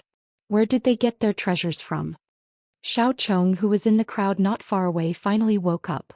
When he knew the results of the assessment, he was so angry that he almost fainted. He opened his mouth and vomited another mouthful of blood. However, he quickly calmed down and muttered with resentment, "Xiao Qin and Xiao Ling so what if you can leave the Xiao clan? The southern desolate swamp is so dangerous. I curse you to die in the southern desolate swamp. And Xiao Tianxing, you are about to lose your reputation. Do you think that I am already in a hopeless situation? Just wait for my counterattack." At the same time, a guard captain wearing armor suddenly appeared in the plaza. This person's face was as gloomy as ice. His eyes were as anxious as fire. He quickly passed through the crowd and flew to the stage. He anxiously walked to the first elder's side and bowed to the first elder. Then he transmitted a message to the first elder. The first elder originally had a smile on his face and was encouraging the Shao clan's disciples to work hard in the future. Suddenly, when he heard the guard captain's message, his expression changed drastically. His body stiffened as he stood rooted to the ground. He involuntarily asked the guard captain, "Is this true?" The guard captain anxiously nodded and said, "First elder, this is definitely true. Quickly go and take a look." The first elder's face was as black as the bottom of a pot. His eyes surged with a cold light as he shouted angrily, "This is impossible. The Heaven Ascension scripture has always been in my secret chamber."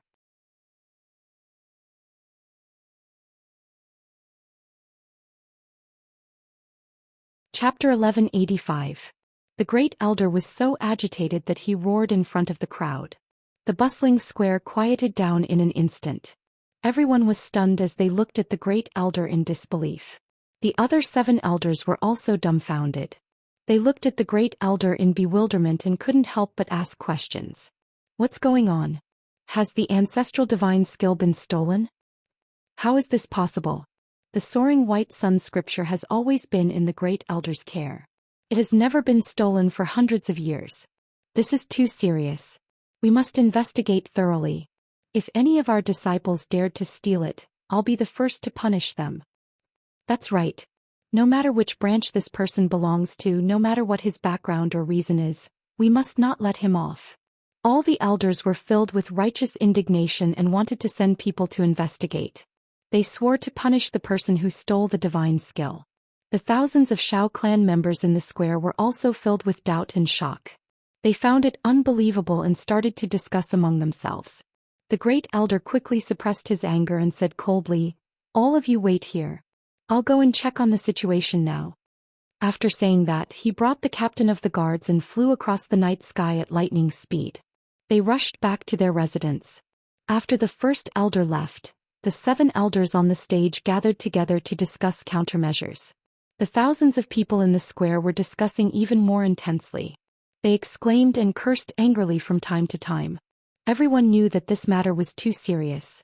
Once it was confirmed that the ancestral divine skill had been stolen, the Shao clan would be in turmoil. Even if they had to dig 3 feet into the ground, the Shao clan would find the person who stole the divine skill and punish him. In the crowd, Xiao Chong and Xiao Ku were quietly treating their injuries. However, their eyes kept glancing at Ji Tianxing from afar. Both of their eyes were filled with a mocking sneer. Compared to the show that was about to come, the humiliation and failure they had suffered before were nothing. Although they didn't show it on their faces, they were sneering in their hearts. They couldn't wait to see Ji Tianxing being punished. Unknowingly, 15 minutes had passed. The great elder brought the captain of the guards back to the square with an ashen face. The noisy square immediately quieted down. Everyone turned to look at the great elder. The grand elder's body was shrouded in a layer of cold air and killing intent. With a cold voice he said, "I've just investigated. The soaring sun scripture that has been kept in the secret chamber has indeed been stolen by someone. The soaring white sun scripture is a soul-grade cultivation technique created by our old ancestor. It is also the divine cultivation technique and capital of our Shao clan."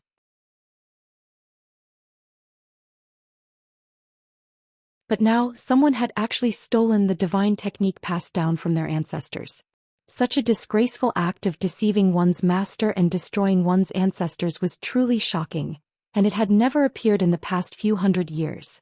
There is no need for me to explain the seriousness of the matter. Everyone should understand. The dignified voice of the first elder spread throughout the entire square. His tone was extremely low, icy cold, and contained piercingly cold, killing intent. Everyone felt a deep chill. A deep sense of reverence rose in their hearts as they looked at the great elder with a solemn expression. The great elder's gaze swept across the square like lightning. With a deep voice he said, "It happened yesterday or today. The traitor who stole the divine technique passed down from our ancestors might be in the square right now. I will now give you a chance to repent and start anew. If you take the initiative to confess, I will be lenient and spare your life. If you don't cherish this chance and refuse to confess, I will sentence you to death when I find out the truth."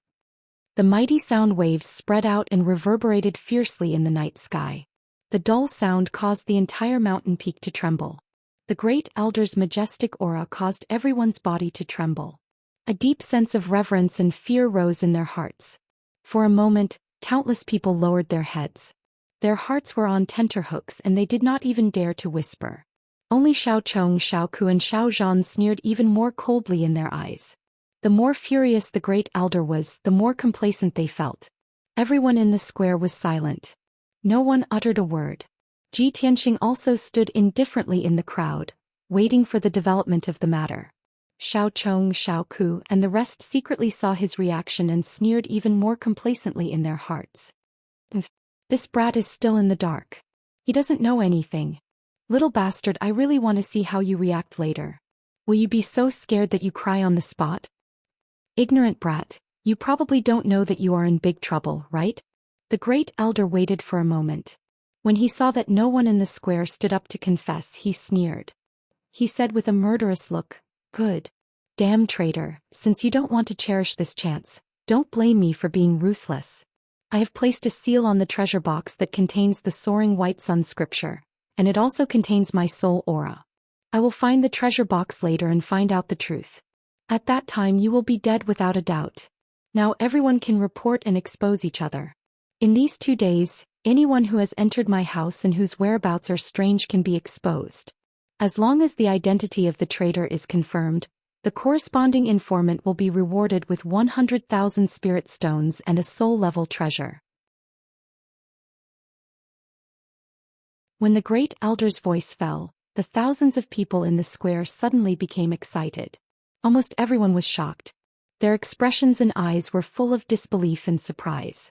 100,000 spirit stones and a soul-level treasure. This is too exaggerated. This is simply a trump card. Such a generous reward is enough to make people lose their minds. The great elder's trick is really awesome. The traitor who stole the ancestral divine art is doomed. Report. Great elder, I want to expose the traitor. I want to report to. Almost a moment later, more than 10 people of the Xiao clan rushed out of the crowd and came to the arena to report to the great elder. The great elder looked at the crowd with majestic eyes and shouted in a deep voice, "You can report and expose, but if you maliciously frame someone, I will not spare you." More than half of the agitated people of the Xiao clan calmed down immediately. They were so scared that they shrank their necks and hurriedly retreated into the crowd. There were only a few people left who were overwhelmed by the generous rewards. They shouted excitedly, "Great elder!" Buttface from the 8th branch. "Oh no, Xiao Erzwang sneaked into Mount Chongqing last night. I suspect that he stole the ancestral divine art." Great elder. Xiao Jinyu from the 4th branch sneaked into the back of the mountain this morning and was very sneaky. The 2 members of the Xiao clan who were reported changed their expressions drastically. They were so scared that they jumped out to defend themselves. Great elder. I am innocent. I Xiao Ergu, no I Xiao Erzwang would never steal the divine art. I came to Mount Chongqing last night to have a rendezvous with Xiao Cui. Great elder. I was also wrongly accused. This morning I was discussing life with Xiao Qing from the 5th branch in the back mountain. The scene was chaotic. The people who reported the matter spoke with conviction and conviction. The people who were reported were scared out of their wits. They did not care about their privacy and dignity. They revealed the truth in public, hoping to wash away the suspicion. When the great elder saw that the crowd was in a mess, he was so angry that his face turned pale. He scolded the members of the Xiao clan. Those who reported or were exposed were all chased away by the guards.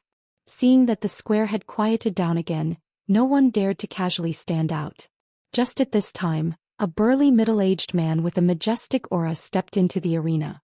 This man was Xiao Zhan. He walked up to the great elder and saluted with his hands folded. Great elder, I know a person who is very likely to have stolen the ancestral divine art.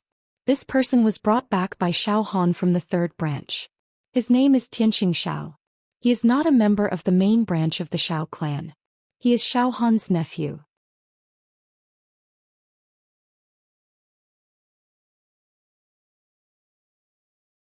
Chapter 1186. As Xiao Zhan spoke, he looked down at Ji Tianxing who was in the crowd. He even pointed at Ji Tianxing and shouted righteously, "First elder, it's this scoundrel. He has a vile character and is unbridled. Last night he even sneaked into the evergreen courtyard." As soon as Xiao Zhan said that, countless people from the Xiao clan turned to look at Ji Tianxing. Many Xiao clansmen looked at him with hostility and started whispering to each other. Xiao Qin and Xiao Ling were stunned. They looked at Xiao Zhan and Ji Tianxing in confusion. They had no idea what was going on. At this moment Xiao Chong and Xiao Ku also stood out. The two of them rushed out of the crowd and flew to the arena. They pointed at Ji Tianxing with righteous indignation and complained about his crimes in front of everyone. Everyone look. This is the scum of our Xiao clan. His name is Xiao Tianxing. He thinks that he is Xiao Han's nephew and can do whatever he wants in the clan. Not only is he arrogant but he is also violent. He even injured a few of our Xiao clan's disciples. That's right. This person is despicable and sinister. He purposely angered and insulted us. He even used tricks to injure us. Due to Xiao Han's identity, we did not dare to violate the Xiao clan's rules. That was why we endured the humiliation until now. Tonight we will expose this despicable and shameless bastard in front of the entire clan. Great Elder, please uphold justice for us and seek justice for us. Xiao Chong and Xiao Ke shouted agitatedly. Their voices reverberated throughout the entire plaza. Instantly, the thousands of people around the square glared at Ji Tianxing with fury in their eyes. They began to discuss and curse him. In everyone's eyes, only the main clan members were Xiao clan's disciples.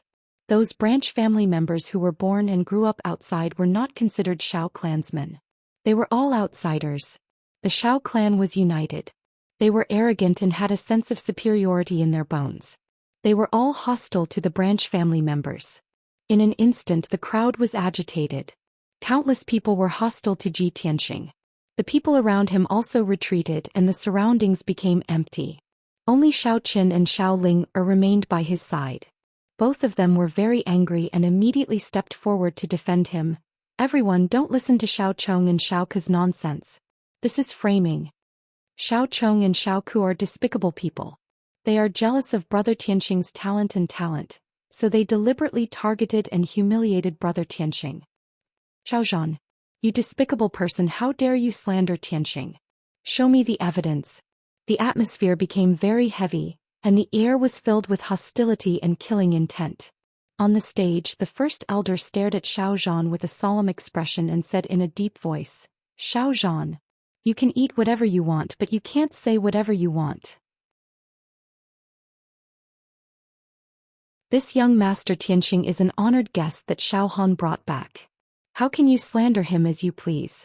Tonight, if you can't produce evidence and if young Master Tianxing is innocent, I will definitely punish you according to the clan's rules.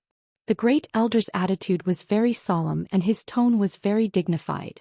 The other elders also looked at Ji Tianxing with complicated expressions. Without a doubt, these elders knew Ji Tianxing's identity. He was not a member of the Xiao clan, but a genius from the Middle State Imperial Court, a popular person in the Imperial Court. After all, when Xiao Han sent a message back to the Xiao clan to bring Ji Tianxing to meet the Xiao clan's patriarch, it was approved by the elders. However, this secret was only known by the few elders. Xiao Zhan, his son, and the rest of the Xiao clan did not know about this. Xiao Zhan did not take the first elder's words to heart. He even said solemnly, First elder, I dare to use my head as a guarantee that this man is the thief who stole the divine skill. As for the evidence, it's too simple. As long as you send someone to his residence to search, you will definitely find the ancestral divine skill. Xiao Chong and Xiao Ke also nodded and said, That's right. We can also use our lives to guarantee that this bastard stole the divine skill. With that, the thousands of Xiao clan members were even more certain that the thief was Ji Tianxing. The crowd was even more agitated. The gazes and expressions of the elders became more and more complicated. It was to the extent that some people even looked at Xiao Zhan and the other two with eyes filled with deep pity. The first elder took a deep breath and stared deeply at Xiao Zhan, Xiao Chong and Xiao Ke. He said in a low voice, Are you really so sure? Using your lives as a guarantee? Xiao Zhan, Xiao Ke and Xiao Zhan all nodded and said with certainty, That's right. It's him. First elder, don't hesitate anymore. Quickly search his residence and the truth will be revealed. First elder. He is the thief. Please give the order to capture him immediately. Don't let him escape. Seeing this, the first elder did not say anything else. His face darkened and he ordered coldly, All right. In that case, I will go to his residence now and search personally. Second elder, fourth elder, fifth elder. You all stay here and look after young Master Tianxing, Xiaozhan and the rest. I will be back soon. After that, the first elder personally led 2 other elders to Tingfeng Garden to search Ji Tianxing's residence. The other elders stayed in the arena to look after Xiaozhan and the other 2 as well as Ji Tianxing, who was in the crowd. Xiaozhan, Xiaoku and Xiaozhan all looked down at Ji Tianxing with a complacent attitude and a sinister sneer on their faces. In their opinion, the truth would be revealed soon. Ji Tianxing was dead for sure. Xiao Qin and Xiao Ling guarded Ji Tianxing on both sides. They were filled with anxiety and anger, but there was nothing they could do. The 2 stared at Ji Tianxing and said worriedly, "Brother Tianxing, why aren't you saying anything? They are slandering you. You have to refute them." "Young Master Tianxing, you stay here. I will go and look for Uncle Xiaohan now. Don't worry, we will definitely not allow Xiaozhan and his son to slander you." Xiao Ling also recovered her wits and nodded repeatedly. "Brother Tianxing, don't worry. I will go and look for the third elder now. They will definitely help you clear your name." From the beginning to the end, Ji Tianxing's expression was indifferent, and he looked completely at ease. Even if he was being criticized and cursed by thousands of Xiao clan members, his expression did not change, remaining calm and collected. Seeing that Xiao Qin and Xiao Ling were about to leave, Xiao Qin revealed a confident smile and waved his hand. "There's no need. You all stay here and watch the show. As the saying goes, a straight man does not fear a crooked shadow. I have a clear conscience. What is there to fear? Don't worry, the first elder will get to the bottom of this." Seeing Xiao Qin so confident and calm, Xiao Qin and Xiao Ling immediately felt much more at ease and calmed down. However, Xiao Qin was still not at ease. He had Xiao Ling stay behind to accompany Xiao Qin while he went to inform Xiao Han and the third elder. Unknowingly, 15 minutes passed. Under the anticipation of thousands of people, the first elder finally brought the 2 elders back to the plaza. Everyone's gazes gathered on the first elder, waiting for the results. Xiaozhan quickly went forward and asked expectantly, "First elder, I was right? You found the stolen ancestral divine technique, right?" Xiao Chong and Xiaoku were also very pleased. They echoed, "First elder, you finally believe us now, right? This brat is a scum, a beast." However, the first elder's expression was very gloomy. He glanced at the 3 of them coldly and shouted, "Shut up. You maliciously slandered others. How should you be punished?" Xiao Zhan, Xiao Chong and Xiaoku were immediately stupefied as they stared at the first elder, dumbfounded. "What's going on? First elder? What do you mean? Could it be that you did not find the ancestral divine technique? That's impossible. There must be one.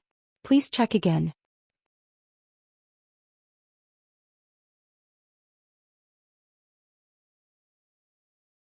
Chapter 1187. Xiao Chong and Xiaoku were confused. They did not know what was going on. Xiao Zhan's reaction was the most intense. After all, he was the one who had placed the box containing the ancestral divine skill in Ji Tianxing's residence.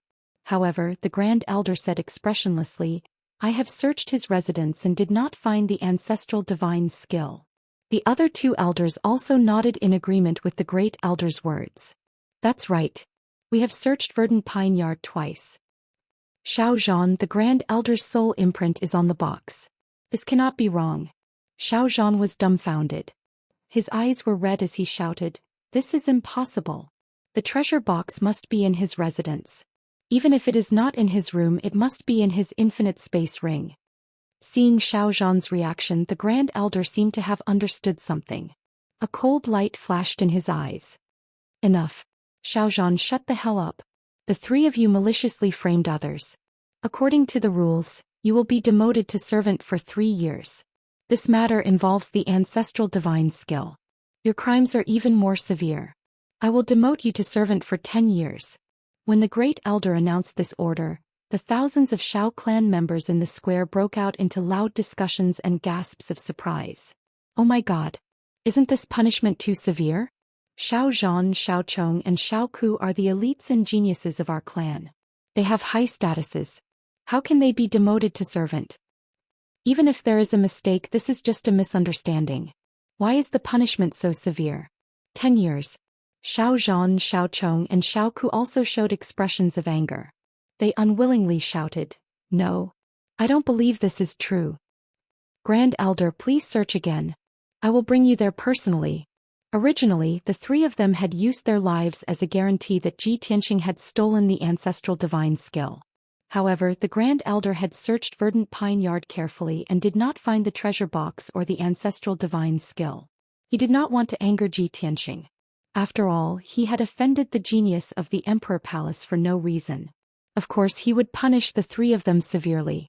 However, he could not bear to kill the three of them. The three of them were the elites of the Shao clan. If they were killed, the loss would be too great. Therefore, the first elder chose a compromise and sentenced the three of them to 10 years of odd jobs. However, the first elder didn't expect that before Ji Tianxing could say anything, Xiao Zhan and the other two wouldn't give up and would continue to pester him. The first elder was so angry that he almost vomited blood. In his heart, he cursed these three idiots for not knowing what was good for them. "Enough. Are you going to disobey my orders?" The great elder roared furiously. Xiao Zhan, Xiao Chong and Xiao Ku were all stunned. The three of them were shocked to the point their faces turned pale. They obediently shut their mouths and didn't dare to criticize or resist. Although they didn't know exactly what had happened, they still didn't know. However, they knew that they had already been defeated, utterly defeated. The only thing they could do now was to admit defeat and accept the great elder's punishment. If this continued, any intelligent person would be able to tell that something was amiss. Xiao Zhan had no choice but to calm down. He forcefully suppressed his anger and said word by word, "This junior will obey the great elder's orders." The first elder heaved a sigh of relief and said expressionlessly, "Second elder, you are the elder in charge of the Hall of Law. This order will be carried out by you. Xiao Zhan, Xiao Chong and Xiao Ku will be stripped of their status and treatment. They will be reduced to odd jobs for 10 years. Take the three of them away." The second elder cupped his hands to show that he had obeyed and was about to bring the three of them away from the stage. Everyone thought that this matter was over. Even Xiaoling heaved a sigh of relief. She was happy and gratified for Ji Tianxing. However, no one would have thought that Ji Tianxing, who had been silent all this while, would step out of the crowd at this time. "Hold on!" he shouted in a dignified tone. His figure flashed and flew onto the stage. Zoosh! He stood beside the first elder. His entire body emitted a terrifying pressure that invisibly shrouded the entire place. Instantly, the few elders who were closer to him felt the immense pressure and couldn't help but take 2 steps back. Xiao Zhan, Xiao Chong and Xiao Ku were even more suppressed by the invisible pressure. They couldn't even lift their heads. Ji Tianxing displayed the domineering aura of a transcendent expert and the confidence of a peerless genius. He was as dazzling as the sun and everyone could only look up to him. He stared sharply at the first elder and said in a deep voice, "First elder. From the beginning to the end, no matter how Xiao Zhan, Xiao Ku and Xiao Zhan slandered and insulted me, I didn't refute a single word. I thought that as the first elder of the Shao clan, you would handle this matter impartially and give everyone a satisfactory explanation. I didn't expect that you would disappoint me." As soon as he said that, the thousands of Shao clan members in the square widened their eyes in disbelief. They looked at Ji Tianxing as though they were looking at a lunatic. Cries of surprise rose and fell from the crowd. "Gosh! Is this kid crazy? How dare he question the first elder? What is this guy trying to do? Xiao Zhan and the rest have already been punished by the first elder. Is this kid going to add insult to injury? This guy's aura is too strong. It's even stronger than the first elder's aura. Where did he come from? No matter how strong he is still a member of the Shao clan. How dare he be so arrogant? What right does he have to question the first elder's authority?" The first elder didn't dare to look Ji Tianxing in the eye. He lowered his head slightly and hesitated for a moment before asking, "Since you feel that my punishment is unfair, what do you want?" Ji Tianxing was expressionless and said coldly, "It's not what I want. I just want justice. Xiao Zhan, Xiao Ku and Xiao Zhan slandered me. They even used their lives as a guarantee. Since they want to die so badly, they have to die. This is because the traitors who stole the Shao clan's ancestral divine technique are Xiao Zhan and his son. Xiao Ku and his father are accomplices." Hearing this, Everyone was stunned. They widened their eyes in horror and looked at Ji Tianqing in disbelief. Everyone could see that Ji Tianqing wanted to kill Xiao Zhan, Xiao Ku and Xiao Zhan. He had to kill the three of them. The first elder frowned and said in a low voice, "Young Master Tianqing, I understand your feelings, but you can't slander them like this. There's no meaning to it." "Slander? Huh." Ji Tianqing sneered and said in a cold voice, "Then I'll ask the first elder to search the residence of Xiao Zhan and his son. If you find the ancestral divine technique, please kill them in front of everyone." This. The first elder hesitated and glanced at Xiao Zhan and the rest. Xiao Zhan, Xiao Ku and Xiao Zhan were all confused. They didn't know what was going on. Xiao Chong and Xiao Ku were even smiling coldly as if they didn't care at all. Seeing this, the first elder knew that the three of them couldn't have stolen the divine technique.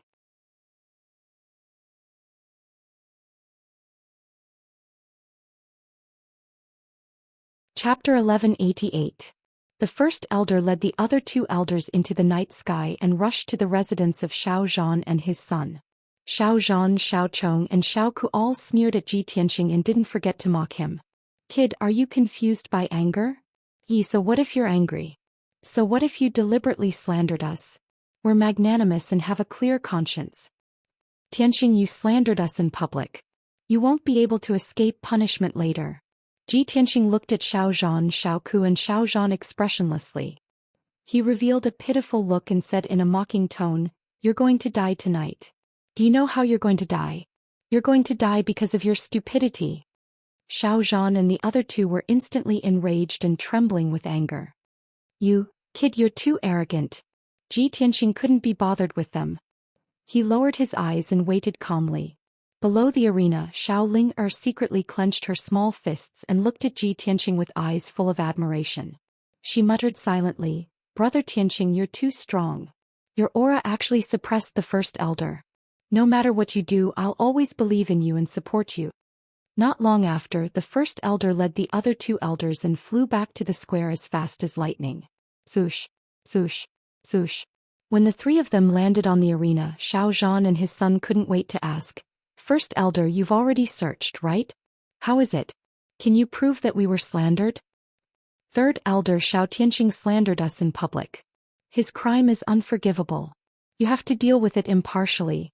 However, as soon as the father and son finished speaking, they were greeted by three pairs of eyes that were as sharp as swords. The first elder and the other two elders all looked at them with cold and murderous gazes. "Shut up. Audacious traitor, you're about to die and you still don't know how to repent.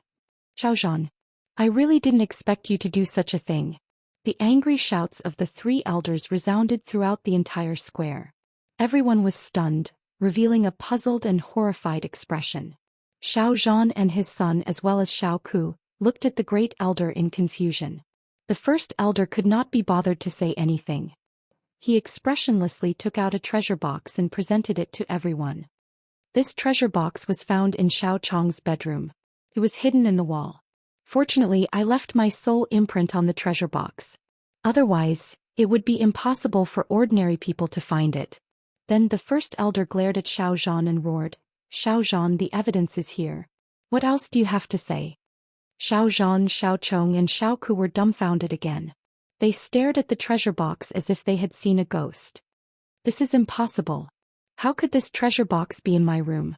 We didn't do it. We would never steal the ancestral divine arts. How could this be? What the hell? Why is this thing in Xiao Chong's room?" The three of them were filled with fear. Their minds were in a mess and they roared ferociously. However, the evidence was in front of everyone. Even if Xiao Zhan and his son jumped into the river, they would not be able to clear their names. Thousands of Xiao clan members exclaimed and whispered to each other. They pointed at Xiao Zhan and his son and scolded them with disdain. Ji Tianqing didn't waste any more time. He glared at the first elder and shouted, "First elder, it's time for you to fulfill your promise and enforce the family rules. These three stole the ancestral divine arts of the Xiao clan. They should be sentenced to death in front of everyone." This. The first elder hesitated. He softened his tone and said to Ji Tianqing, "Young Master Tianqing, I'm afraid this is not appropriate. Please forgive us." The other elders also began to plead for leniency. Young Master Tianxing, you are a magnanimous person. Please don't be calculative with these three evil creatures. Young Master Tianxing, this is a misunderstanding. Please calm down and spare their lowly lives. Xiao Zhan and his son Xiao Ku and Xiao Zhan were dumbfounded when they saw that the elders were begging for mercy in front of Ji Tianxing. The three of them stared at Ji Tianxing with their mouths agape. They felt like their brains weren't enough to comprehend what was going on. The thousands of Shao clan members in the square were also baffled. They were shocked and confused, and they started discussing again. What's going on? Why are the elders begging for mercy in front of that kid? It seems like the elders are in awe of that kid. Isn't this too ridiculous? That kid is the junior of the elders. Xiao Ling was also puzzled. He was even more confused. She muttered softly, Big brother Tianxing, who exactly are you? Why is your identity so mysterious? In the ring, Ji Tianxing glanced at the first elder coldly. He sneered and said, All right, since the first elder can't bear to do it, I'll punish them on your behalf. As he spoke, a golden light flashed in his right palm. It condensed into a golden sword. He walked to Xiao Zhan and kicked him to the ground. He said loudly, Traitor Xiao Zhan, you stole our ancestral martial art. You deserve to be beheaded. When he said the word beheaded, he held the golden sword in his right hand and slashed down fiercely. Puff! Xiao Zhan's neck was cut off. His head rolled on the ground. Dark red blood spurted out from his neck. A cultivator at level 8 of Sky Origin stage was beheaded by Ji Tianxing with only one sword strike. Xiao Zhan didn't even have the chance to dodge. He didn't even have the right to resist. Everyone was dumbfounded. Everyone was shocked. The square was in dead silence. Thousands of people were terrified. They opened their mouths and felt a chill down their spines. Xiao Chong and Xiao Ku were scared out of their wits. They stood there in a daze, trembling. They didn't expect Ji Tianxing to be so arrogant. He dared to kill Xiao Zhan in front of everyone. At this moment, Ji Tianxing kicked Xiao Ku to the ground again. He raised his sword and was about to slash down. The Grand Elder was the first to react.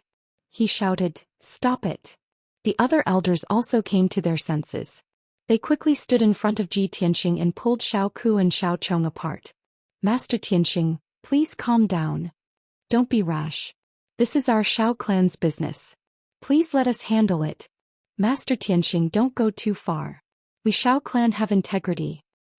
They may have offended you, but they don't deserve to die. The elders surrounded Ji Tianxing and tried to persuade him. Of course, there were also a few hot-tempered elders who scolded him. They were so angry that their faces turned green. Ji Tianxing glanced at the elders and sneered, The three of them slandered me with their lives. Don't they deserve to die? Get out of my way. Whoever dares to stop me will die.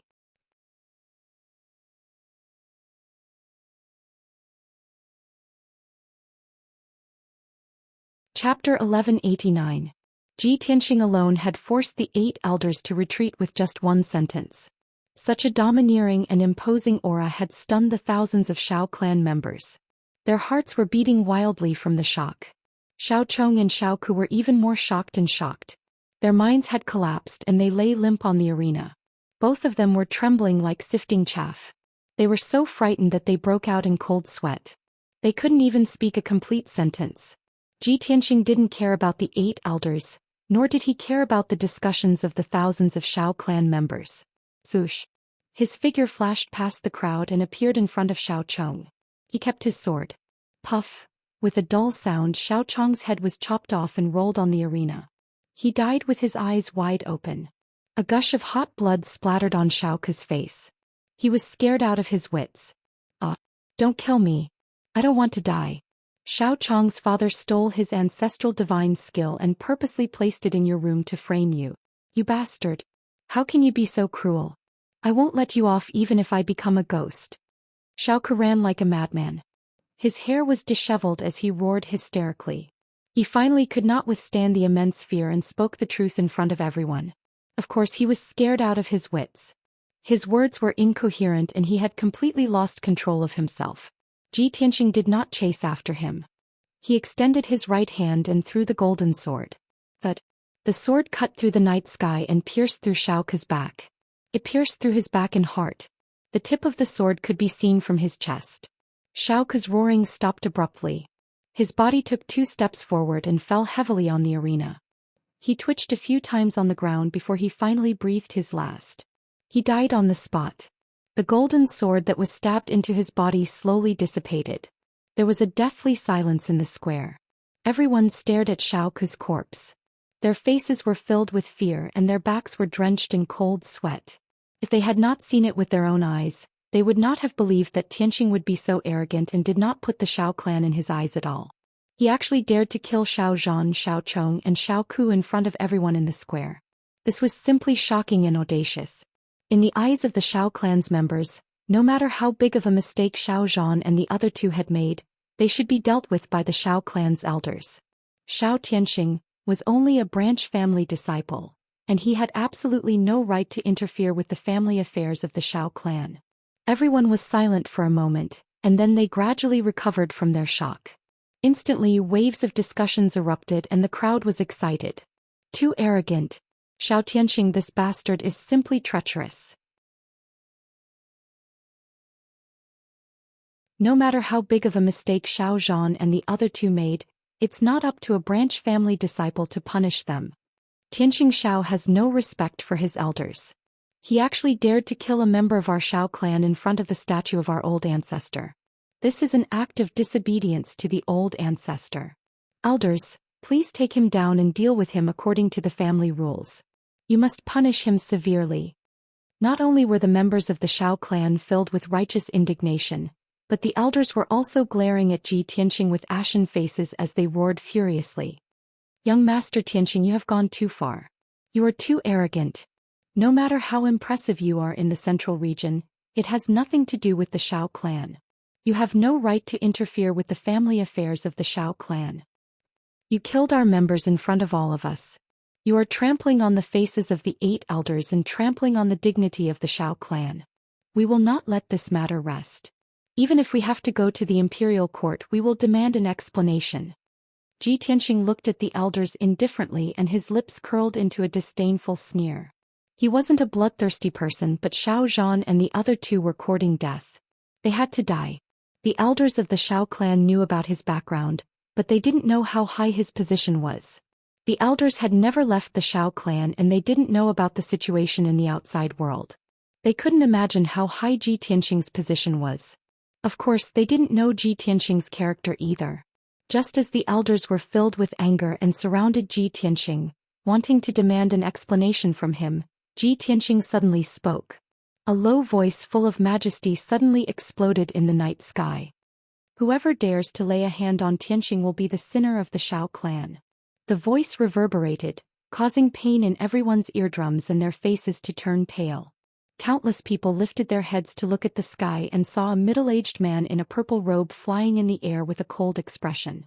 The middle-aged man was tall and had a dignified appearance. He had a mustache on his chin and he exuded a dignified and authoritative aura. Most of the thousands of Xiao clan members didn't recognize him.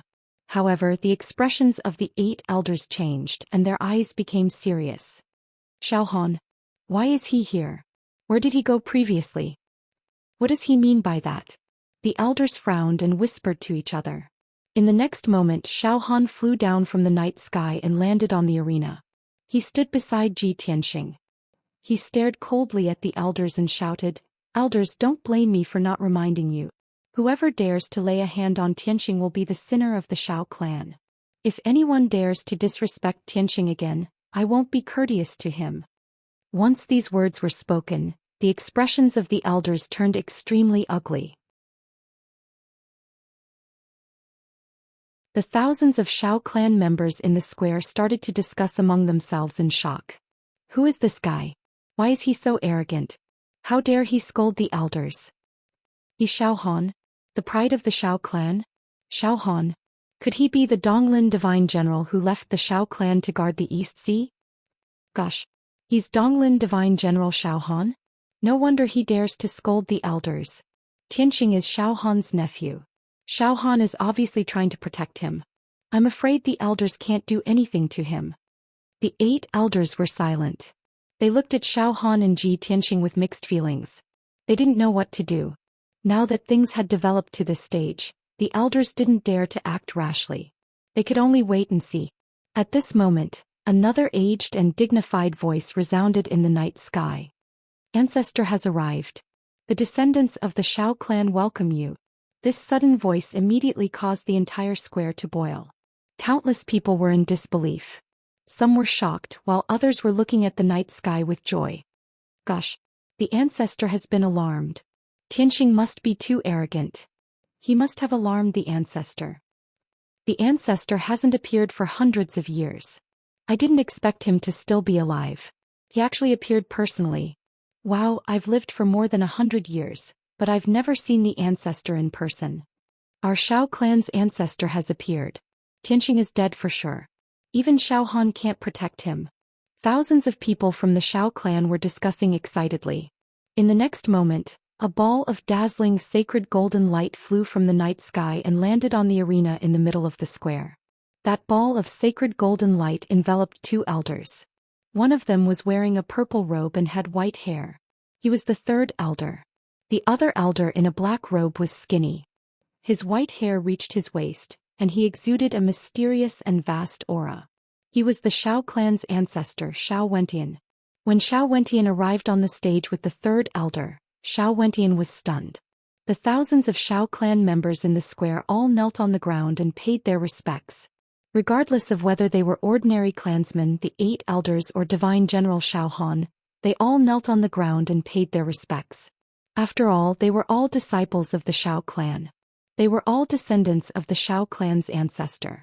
Only one person stood proudly on the arena and didn't kneel down.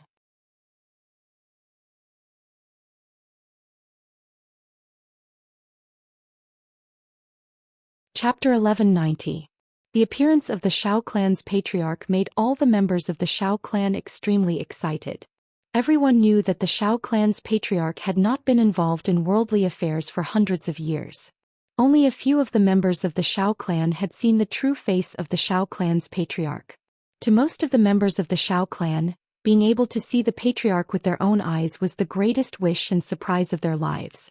In an instant, thousands of people knelt on the ground respectfully and bowed their heads deeply. They welcomed the arrival of the Xiao clan's patriarch with the most sincere attitude. Even the honorable divine general Xiao Han, who had limitless glory in the middle state, was respectful and humble to the Xiao clan's patriarch.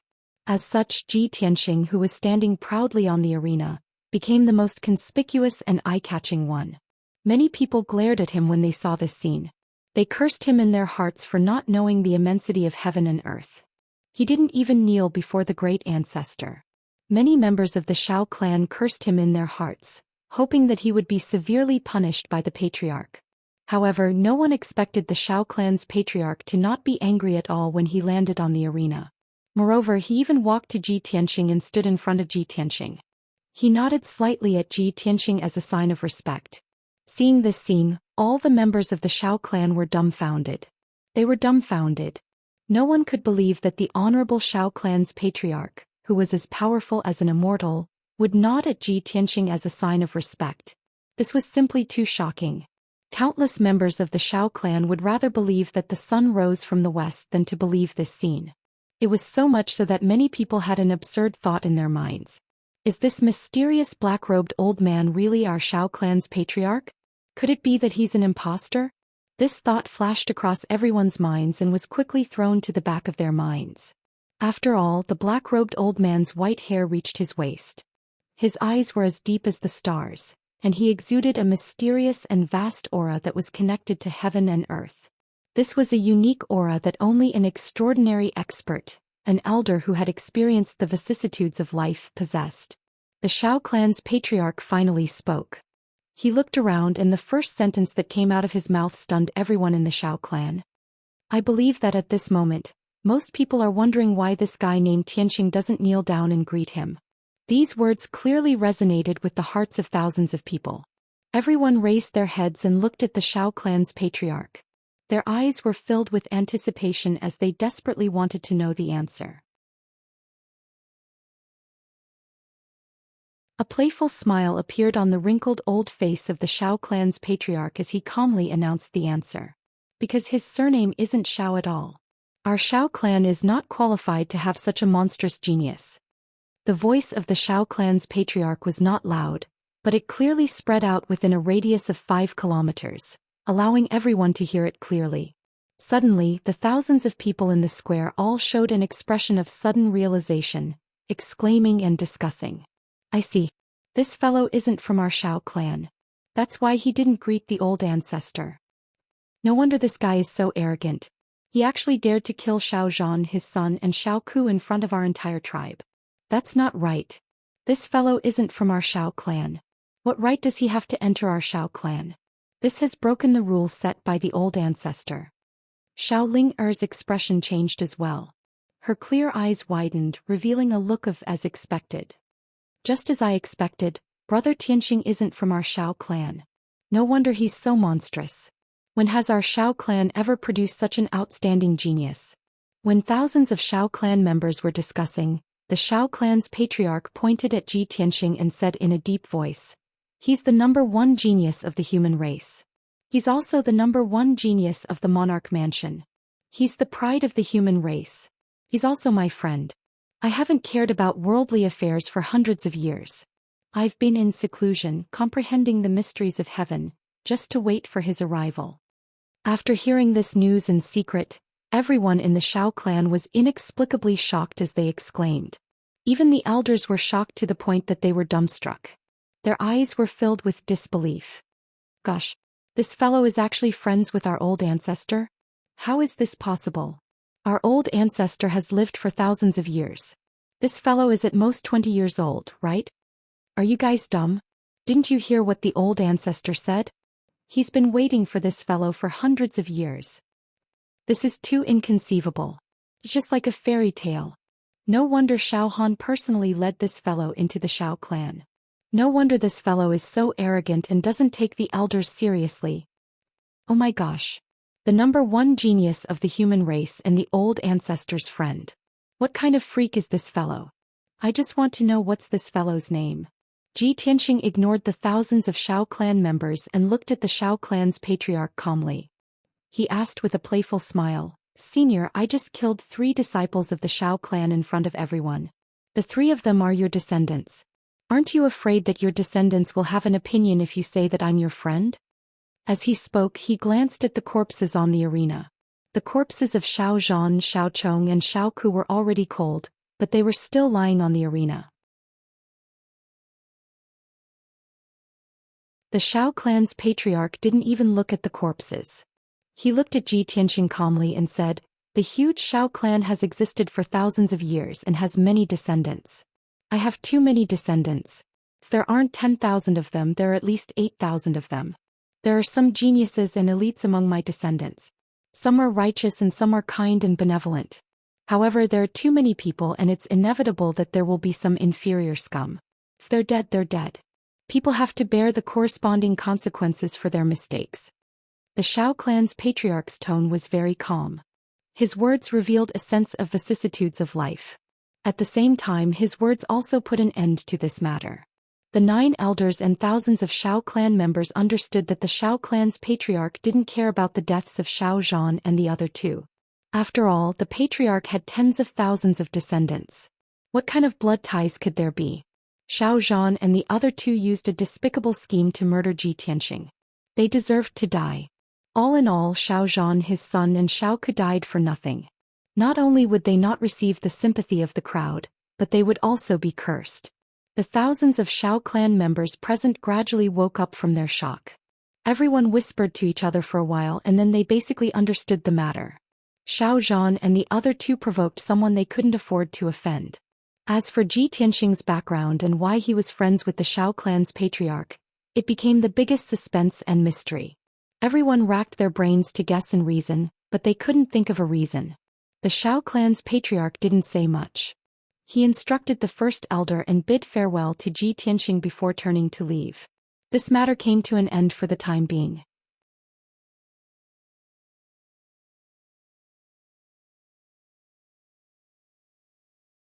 Chapter 1191.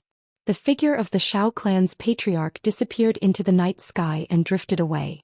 A long time after he left, the invisible pressure that lingered in the square gradually dissipated. Thousands of Xiao clan members stood up one after another and whispered to each other. The topic of everyone's discussion revolved around Ji Tianxing and the Xiao clan's patriarch. But even if they racked their brains, they could not figure out how a 20-year-old peerless genius could be friends with the Xiao clan's patriarch, who had lived for thousands of years. Recalling what had happened previously, the Xiao clan members still had lingering fear in their hearts. They looked at Ji Tianxing with eyes full of reverence. At this moment no one dared to criticize Ji Tianxing anymore. Everyone was filled with curiosity and reverence towards him, sizing him up without blinking. The other elders also calmed down and gathered around the third elder, asking about his injuries and the condition of his body. The third elder did not hide anything and happily told everyone that it was Tianxing who had healed his injuries and allowed him to recover his cultivation. When everyone heard this miraculous news, they immediately exclaimed in disbelief and started discussing. Not long after, the atmosphere in the square eased up. The first elder sent a few guards to drag the corpses of Zhou Xian and the other two down and clean up the blood on the arena. Then he announced loudly, "Everyone, this year's Holy Fire Festival is not over yet. Leave the rest of the time to the young men and women of our clan. Young men and women who want to receive the approval and blessings of our clan members, please bravely go up to the arena and tell your story and wish in public." After saying that, he led the elders out of the arena. The arena became empty, waiting for the brave young disciples to declare the love in their hearts in front of everyone. However, everyone was still immersed in the shock from before and were still whispering to each other. Those young men and women who were prepared to take this opportunity to confess were only focused on discussing Ji Tianxing and the Xiao clan's patriarch. They even forgot to go up to the arena to confess. After a long time, a graceful figure walked through the crowd and went up to the arena. Everyone's gaze was attracted, and they all looked towards that graceful figure. After seeing that graceful, pure and lovely figure, the crowd immediately broke out into a series of discussions. "Oh my god, it's Xiao Ling. What is she doing? Is she going to confess to someone? Wow. Our Xiao clan's #1 beauty, Xiao Ling, who countless young disciples yearn for even in their dreams, actually took the initiative to confess to someone?" Without a doubt, the young woman that bravely walked up the ring under the gazes of everyone was precisely Xiao Linger. She lowered her head slightly, her cheeks flushed red. She shyly walked to the ring and stood there, not daring to speak. Perhaps because she was too shy, she kept her head down and didn't dare to look at anyone. Her hands even brushed the long hair on her temples. Her subconscious action was only to relieve her embarrassment and shyness, but it made her reveal a trace of a charming beauty amidst her innocence and cuteness. Instantly, countless young men in the square stared at her without blinking. Everyone was filled with anticipation, eager to know what she was going to say and do. Ji Tianxing stood in the crowd and looked at Xiao Ling with a calm expression. A faint smile hung on the corner of his mouth. Xiao Chen stood beside him and also looked at Xiao Ling on the stage. He silently waved his fist and cheered for Xiao Ling. He had liked Xiao Ling for many years but had never expressed his feelings all along. Xiao Ling's attitude towards him was only that of a friend or brother. Although he guessed what Xiao Ling was going to say, he felt a little jealous and sour in his heart. However, he also believed that Xiao Ling's choice was the right one. He was willing to support and encourage Xiao Ling. After all, the love rival by his side was too outstanding. She was as dazzling as the stars in the sky and people could only look up to her. Thinking of this, Xiao Chen tilted his head and looked at Ji Tianxing, who was beside him. Finally, when thousands of people were staring at Xiao Ling and the sounds of discussion were getting louder and louder, she finally opened her mouth to speak. She gathered a great deal of courage and bravely raised her head. She looked straight at Ji Tianxing in the crowd and said with a sincere voice, "Brother Tianxing, I don't know if the current me still has the qualifications to call you that. Even now, I still don't know what your real name is, but I have a lot of things to say to you." When her clear, clean and pleasant voice rang out, the entire square quietened down. Countless people guessed what Xiao Ling was going to say and looked at Ji Tianxing in unison. Ji Tianxing, who was in the crowd, became the focus of the crowd once again. He was as dazzling as the stars in the sky. Even the 9 elders, Xiao Han, and the others were smiling as they looked at Xiao Ling and Xiao Ling. They were secretly discussing with each other via voice transmission. Xiao Ling'er took a deep breath and continued, Brother Tianxing, I have always wanted to leave the Xiao clan. I wanted to see a wider world and see the wonders of the world. This has always been my wish, and it is also the motivation that supports me to train hard in the martial way. Thank you for helping me achieve my wish, for fulfilling my dream. If I didn't meet you, my life wouldn't be so wonderful. After she finished speaking, she looked at Ji Tianxing with a sincere gaze and bowed deeply. Ji Tianxing looked at her with a smile and nodded slightly in greeting. Xiao Ling'er seemed to have received a great encouragement. There were actually traces of tears in her clear eyes. She said emotionally, Brother Tianxing, before I met you, my life had always been monotonous and dull. It was like a world of black and white. It was only until I met you that my life became colorful.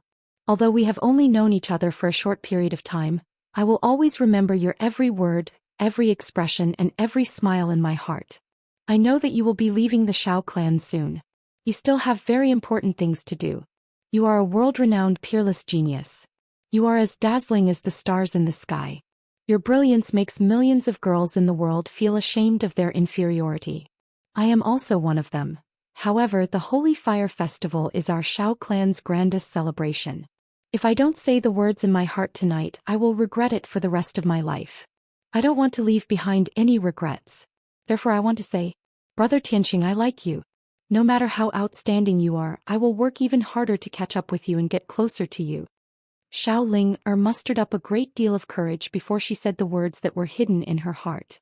This moment was the boldest and bravest moment in her life. When she said these words, her face turned red all the way to her neck. Her heart almost stopped beating. She was so embarrassed that she found it hard to breathe. These sincere and touching words had exhausted all her strength. After she finished speaking, she couldn't help but lower her head. She didn't dare to look at Ji Tianxing's expression. Her heart was filled with apprehension and uneasiness. Her fingers were intertwined as she waited for Ji Tianxing's response. The thousands of Xiao clan members in the square were stunned for a moment before they cheered and discussed noisily.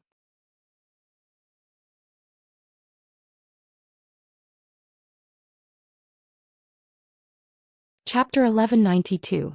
The Xiao clansmen in the square had different opinions and were in an uproar. Damn it! Our Xiao clan's #1 beauty was abducted by an outsider just like that. So many young talents in our clan failed to move her, but she took the initiative to confess to this fellow. It's too infuriating. That's right. Our clan's young talents pursued her for many years, but she remained unmoved. I didn't expect her to fall in love with this fellow at first sight after knowing him for only a few days. Everyone stop sighing. Look at that young Master Tianxing. How suave and handsome is he? What is his strength and identity? Are our Xiao clan's young disciples worthy of Ling'er? It has to be a peerless genius like young Master Tianxing. That's right. Young Master Tianxing is the #1 genius in the continent and is friends with our Xiao clan's patriarch. Many beauties admire such a lofty figure. Most of the young disciples were pounding their chests and stamping their feet. They were incomparably jealous and envious of Ji Tianxing. However, some of the older elders of the Xiao clan were in favor of this matter and were optimistic about it. Right when everyone was discussing animatedly and Xiao Ling'er was waiting with a heart full of anxiety, Ji Tianxing finally spoke. With a trace of a gentle smile on his face, he looked at Xiao Ling'er with a sincere gaze and said, Miss Ling'er, although I've only known you for a few days, I can see and feel that you're a very special girl. You're pure and kind, smart and cute. You're also very straightforward. You're a good lady who dares to love and hate. It's a pity that I'm destined to let you down because I already have a wife. She's the person I've decided to spend the rest of my life with. I can't and won't let her down. I think it's more suitable for us to be friends. His expression and tone made people feel a strong sense of sincerity. It made people feel as if they were bathed in the spring breeze. However, the content of his words made Xiao Ling'er cry instantly. Her face turned pale and her body trembled slightly. The thousands of Xiao clan members in the square also changed their expressions as they exclaimed and discussed. Oh my god! This fellow actually rejected Xiao Ling'er? Xiao Ling'er is the #1 beauty in our Xiao clan. How is she not worthy of him? We bitterly pursued Xiao Ling'er for many years, but she didn't even spare us a glance. She confessed to young Master Tianxing, but was heartlessly rejected? The heavens are blind. Sigh. What a pity. The two of them are so compatible. It's a pity that young Master Tianqing already has a wife. What an ill-fated relationship. A peerless genius like young Master Tianqing should have many female confidants. He actually didn't accept Xiao Ling and is loyal to his wife. Isn't his wife too blessed? Even an ordinary rich family would have 3 wives and 4 concubines. Young Master Tianqing, just take Xiao Ling in. Even if she's a concubine, it's fine. Many of the Xiao clansmen felt that it was a pity. Many of the young disciples heaved a sigh of relief. They were happy to see this. In their opinion, since Ji Tianqing had rejected Xiao Ling they still had a chance to pursue Xiao Ling Xiao Ling who was in the arena, stared blankly at Ji Tianqing. Her eyes were filled with disappointment, and they were filled with sparkling tears that kept sliding down her cheeks. However, she still maintained her smile and nodded at Ji Tianqing. Her voice was a little choked as she said, "Big brother Tianqing, I really envy your wife for being able to obtain your exclusive love and care. Thank you for giving me such a beautiful memory and changing my fate. I wish you and your wife a happy and loving life forever. If Big brother Tianqing doesn't mind, let's be good friends. Is that okay?" Ji Tianqing smiled and nodded. Xiao Ling was greatly encouraged and the pain in her heart lessened a lot. She hesitated for a moment and continued to ask, "Big brother Tianqing, can you tell me what your real name is?" Ji Tianqing said these 3 words word by word. After saying that, he turned around, stepped over the crowd and flew into the night sky, drifting far away. Xiao Ling stood on the arena and looked up at his departing figure. She muttered, "All right. I will remember this name forever. Thank you." After a while, she recovered her senses and quickly wiped the tears off her pretty face. Then she quickly left the plaza.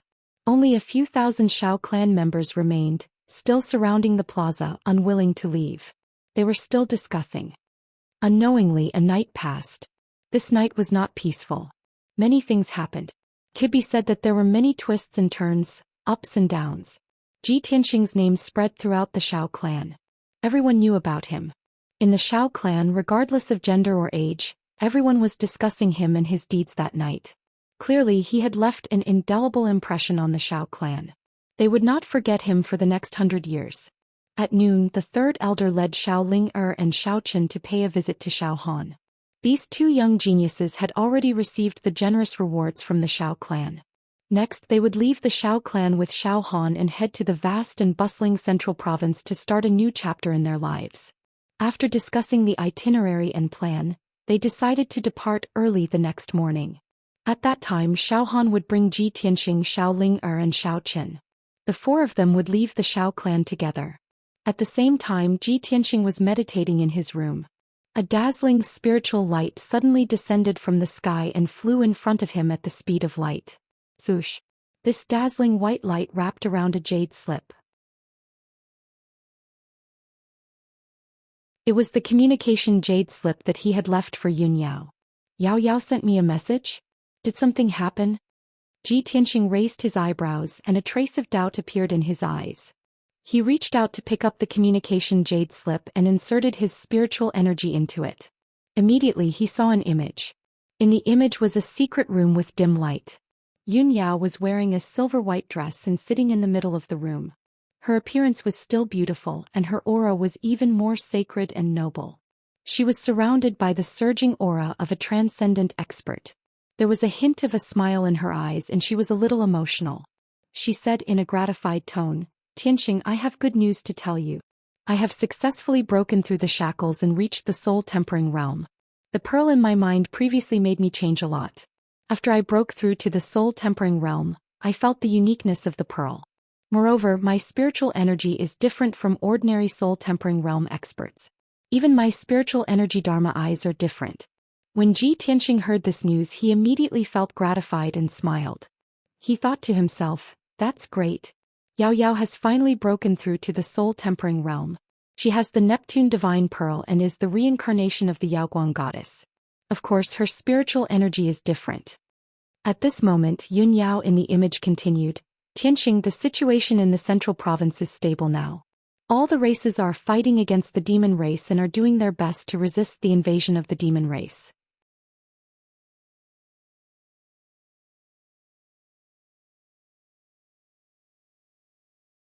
Chapter 1193.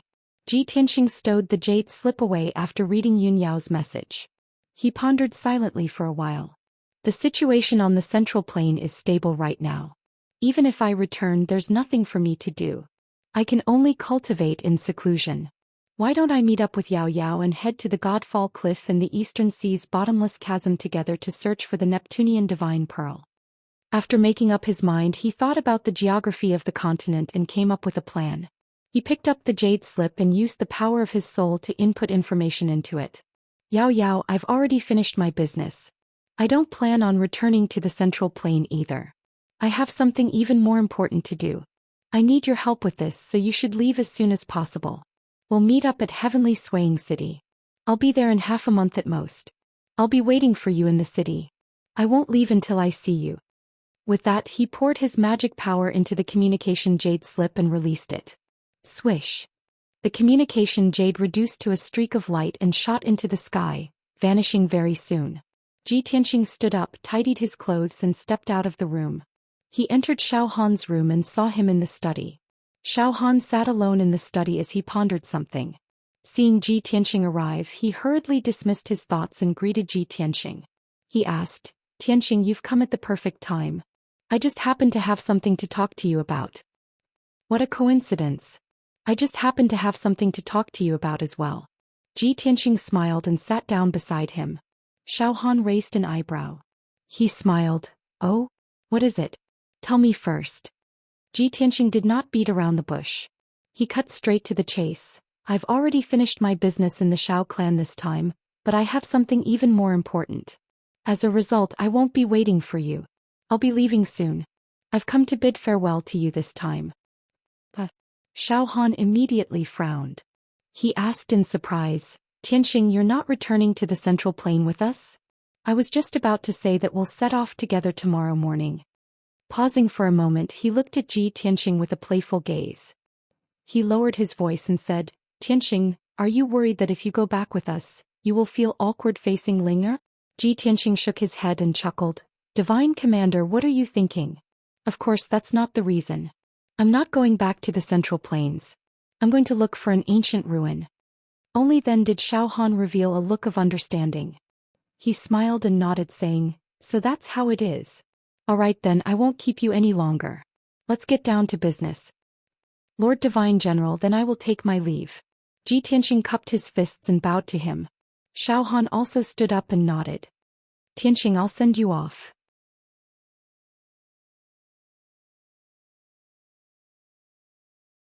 After that, he left Tingfeng Garden with Ji Tianxing and flew toward the exit of the Shao clan. Not long after, the two of them reached the exit. Xiao Han cast a spell to activate the array, and a dazzling door of white light appeared in the sky. Tianxing, take care. See you again. Xiao Han cupped his fists and smiled at Ji Tianxing. See you again.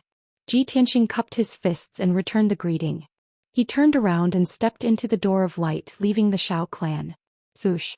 In the next moment, he appeared in the sky above Gemini Island. His sleeves fluttered as he flew high into the sky. He stepped on the vast sea of clouds and flew toward the northeast. When the Monarch Mansion Master gave him the mission, he had given him information about the Fallen God Cliff and the Sun and Moon Furnace. According to the information, the Fallen God Cliff was located in the mountains in the east of the mainland, between the Central Plains and the Eastern Sea. In that area, there were tens of thousands of towering mountains and peaks. The mountains were stacked on top of each other, rising and falling continuously. Many of the peaks were tall and steep. They stood between the heavens and the earth, and most of them were covered by white clouds and thick fog. There were many demons and giant beasts in the mountains, as well as some mysterious ancient races. Although the Fallen God Cliff was not as dangerous as the Great Swamp of the Southern Wilderness and the returning ruins of the Eastern Sea, it was still a dangerous forbidden area. Ordinary experts could not enter. The Fallen God Cliff was in the deepest part of the Fallen God Cliff. It was very mysterious and hidden. It was said that in ancient times, the Fallen God Cliff was a hilly area with relatively flat terrain. However, the Great War of the Gods broke out. Many gods fought in the 9 heavens, causing the sun and moon to dim and the stars to fall. The fierce battle tore through the sky, causing tens of thousands of meteors to fall. Meteors from outer space landed in the fallen god cliff, burning the area.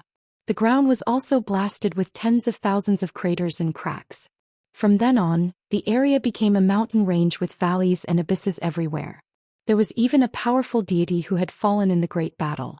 The fragments of the god's body and divine artifact fell below a tall mountain like meteors. That was how the name Fallen God Cliff came about.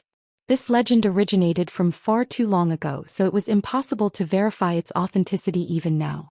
However, Zhou Xian would rather believe it to be true than not. He had to go to the Fallen God Cliff and investigate the matter. This matter was related to the Neptunian divine orb as well as Yun Yao's life. He obviously had to be careful. Time passed quickly. 5 days passed very quickly. On the morning of the 6th day, Zhou Xian left the great swamp of the southern wilderness. He continued towards the northeast, heading straight for Heavenly Swaying City. As he traveled, he found some time to check on the little black dragon and Qian Yu's situation. Ever since the little black dragon and Qian Yu had devoured the phoenix sacred heart, they had been refining it in the world within the sword. So many days had passed, but the two of them were still in seclusion.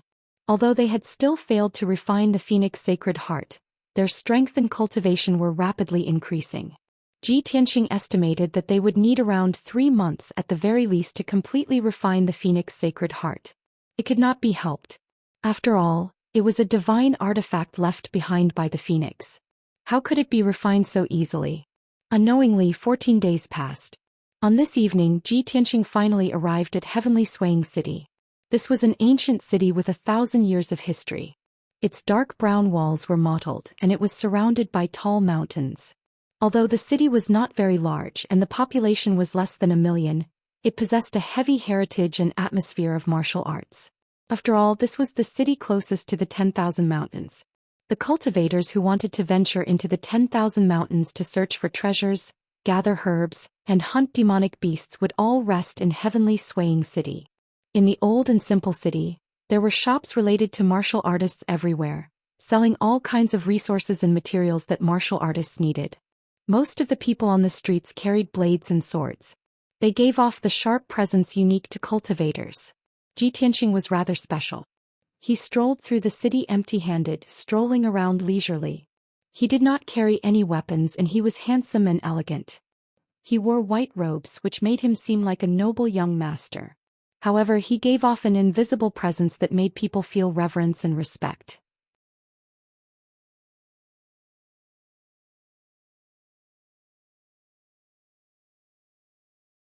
Chapter 1194.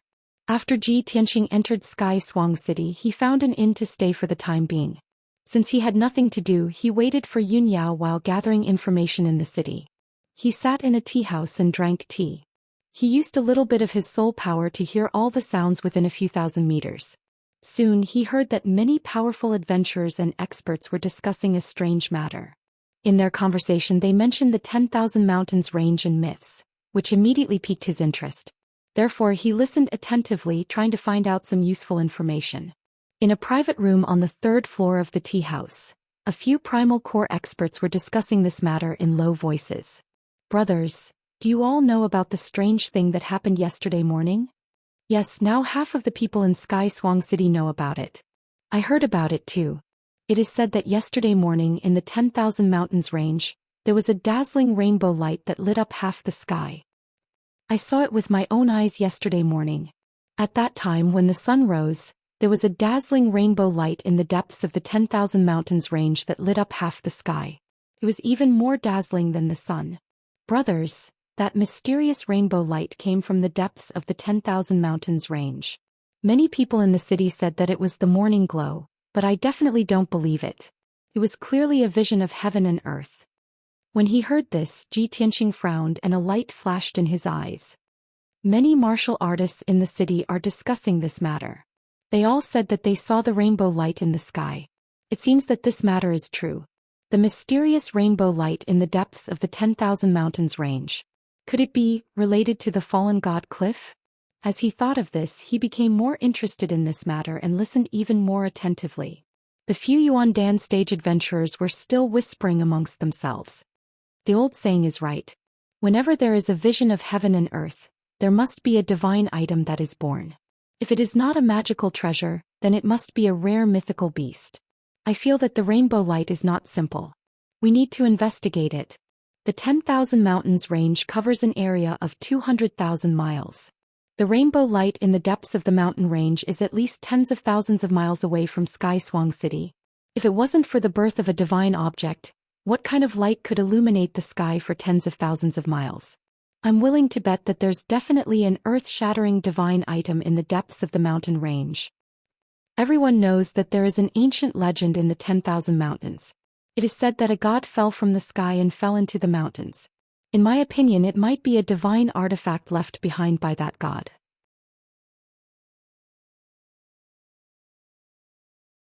After thousands of years, it has reappeared in the world. Alright, let's stop talking nonsense. Instead of guessing here, why don't we take a trip to the mountains and see for ourselves? Hey, let's just talk about it. Are you really going to look for it in the mountains? Second brother, don't be rash. We all know how dangerous the 10,000 feet mountain range is. If we meet a demonic beast king, we will all die. Now that a strange phenomenon had appeared, countless experts had rushed to the depths of the mountain range to investigate the truth. If we join in the fun now, what's the difference between that and seeking death? Yes. What third brother said makes a lot of sense. I've already asked around. Last night, over 100 experts and more than a dozen powerhouses quietly entered the mountain. If we go in now to investigate, I'm afraid we will be killed by others before we can find out the truth. You can't say that. In our line of work, we live on the edge of a knife. Wealth comes from danger. What if we are lucky enough to find a divine artifact or a divine beast? Wouldn't we be able to achieve great success? That's right. We are adventurers. If we are afraid of death and don't take risks, we will live without dreams. What's the difference between us and fat pigs? The few adventurers were very conflicted. After arguing for a long time, they still couldn't come to a conclusion. They were curious about the mysterious multicolored light within the 10,000 Mountains range and wanted to investigate it. They harbored the dream of becoming rich overnight and soaring into the heavens. But they knew how dangerous the 10,000 feet mountain range was and didn't dare to join in the fun at this juncture. Zhou Xian listened for a while and retracted his soul strength. He picked up the teacup and took a sip of the spiritual tea. His lips curled into a faint smile. A mysterious light has appeared in the 10,000 feet mountain range, illuminating the sky for tens of thousands of miles. It is earth-shattering and extraordinary.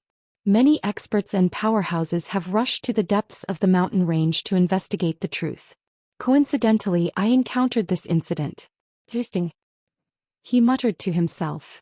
Even if this didn't happen, I would still go to the depths of the 10,000 feet mountain range to look for the legendary fallen god cliff.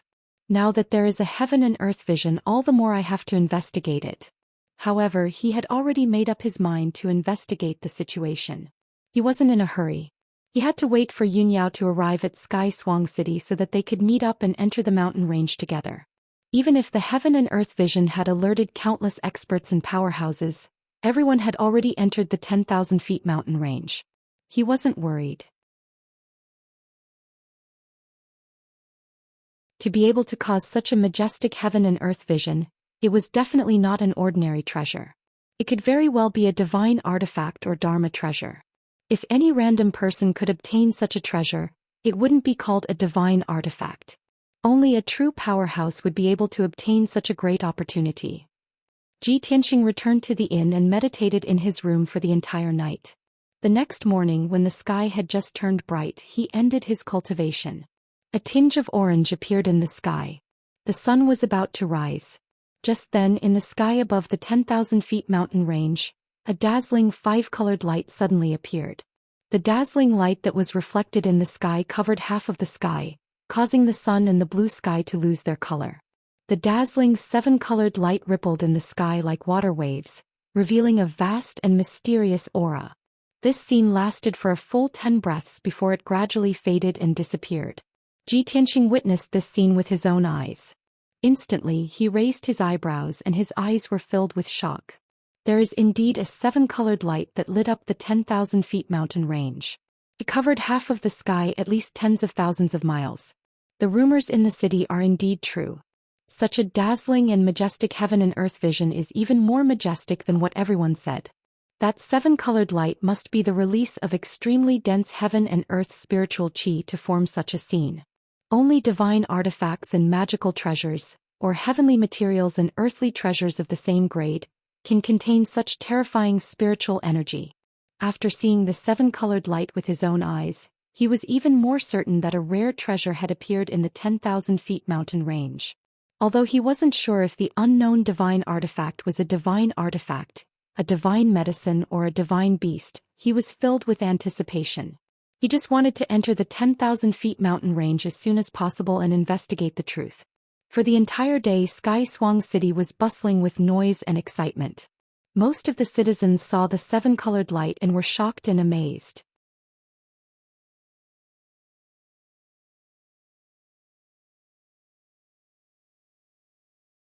Chapter 1195. Ji Tianxing waited patiently for 2 days. Only on the evening of the third day did Yun Yao arrive in heavenly swaying city. Both of them wore the Lingxi bracelet, so they could sense each other's presence as soon as they were within 1,000 kilometers of each other. As a result, there was no need for them to communicate. They found each other very quickly. The two of them met in the square in the city. They smiled as they stared at each other gently. Today Yun Yao was still wearing a long white dress. Her waist-length black hair hung down to her waist, and a jade hairpin was inserted into her hair bun. Even though she had traveled all the way here, she seemed exhausted and travel-worn. However, this was still unable to hide her great beauty and her sacred noble bearing. Ji Tianxing studied her before extending his arms and pulling her into his embrace. He said gently, "Yao Yao, it's been a tiring journey. I've made you suffer." Yun Yao hugged him tightly as well. She shook her head gently, "It's not tiring at all. Instead, it's able to train my powers and help me consolidate my foundation as a martial artist." Ji Tianxing smiled, "You've changed a lot in over a month. You've become much prettier." Yun Yao's heart warmed. She rolled her eyes at him in a coquettish manner and said softly, "What a glib tongue." Ji Tianxing smiled and pulled her into the inn. As he walked, he said to her, "Yao Yao, you've traveled for half a month. You've used up a lot of your powers. Tonight you should rest in the city. We'll leave after you've recharged your strength." Yun Yao nodded in agreement. Afterwards she asked, "Tianxing, why are we meeting up here? Previously you said in the communication jade slip that you wanted to do something very important and needed my cooperation. What is it?" Ji Tianxing brought her back to the room in the inn before explaining secretly, "Yao Yao, it's a long story. It's related to your life and your future as a martial artist. Let me explain slowly." Afterwards he told Yun Yao about the matter of finding the Neptunian divine pearl in detail. After Yun Yao learned the whole story, she immediately felt incredulous and revealed a look of surprise. "The Neptunian divine pearl in my body is actually condensed from the Yaoguang goddess soul? This was only her 7th fragment. Were there 6 other Neptunian divine pearls in the world? It's no wonder that I feel like I've changed so much after breaking through to the soul refinement realm. The effects of the Neptunian divine pearl are constantly being revealed." Ji Tianxing nodded and said with a solemn expression, "Yao Yao, this is our biggest secret. Other than our parents, we can't let anyone else know. What I can be sure of is that you are the reincarnation of the ancient goddess Nacrolite. However, you have only inherited the 7th soul of the goddess, and your soul and memories have yet to awaken. Moreover, you only have 5 years left. You can only extend your lifespan by fusing with even more Neptunian divine pearls as soon as possible." At this point he paused for a moment to give Yun Yao some time to calm down. However, Yun Yao remained relatively calm. She only frowned and revealed a sliver of worry. Ji Tianxing comforted her gently, "However, Yao Yao, don't worry. I'll do my best to find the Neptunian divine pearl for you. I won't let anything happen to you." "Yeah. Tianxing, I believe in you." Yun Yao also nodded sternly as she looked at him gently. She trusted Ji Tianxing deeply, even more than she trusted herself. After a moment of silence she asked, "Tianxing, did you call me here to take me to find the Neptunian divine pearl?" "That's right." Ji Tianxing nodded. Outside Sky Swaying City is the 10,000 mountains. In the depths of the mountains is a mysterious Godfall cliff. He told Yunyao about the legends of the Godfall cliff and the resplendent glow he had personally witnessed. Yunyao also found it very unbelievable after hearing that. Her eyes shone brightly as she became eager. Tianxing, even if it's not a god artifact, it's still a treasure of the same grade to be able to cause a phenomenon like the resplendent glow. Do you think it's possible that the Neptunian divine pearl caused this phenomenon? Tianxing smiled and nodded. I've thought of that before and I think it's very possible. If that's really the case, then that's fantastic. We have to obtain it no matter what. Yunyao held his hands and said, Tianxing, let's enter the 10,000 mountains as soon as possible, just in case someone else gets there first. Tianxing shook his head. There's no need to hurry. The people who have entered the 10,000 mountains first are all origin core cultivators. Only a few of them are at the heaven's origin realm. With their strength, it's impossible for them to obtain the Neptunian divine pearl. They might not even be able to find it. The matter at hand is for you to meditate and recover your strength. We'll set off tomorrow morning. All right, we'll do as you say. Yunyao nodded in agreement without hesitation. After that, she consumed a few soul-grade pills and sat cross-legged on the bed to recover her strength. Tianxing sat down beside her. As he closed his eyes and rested, he silently nurtured the strength of his spirit.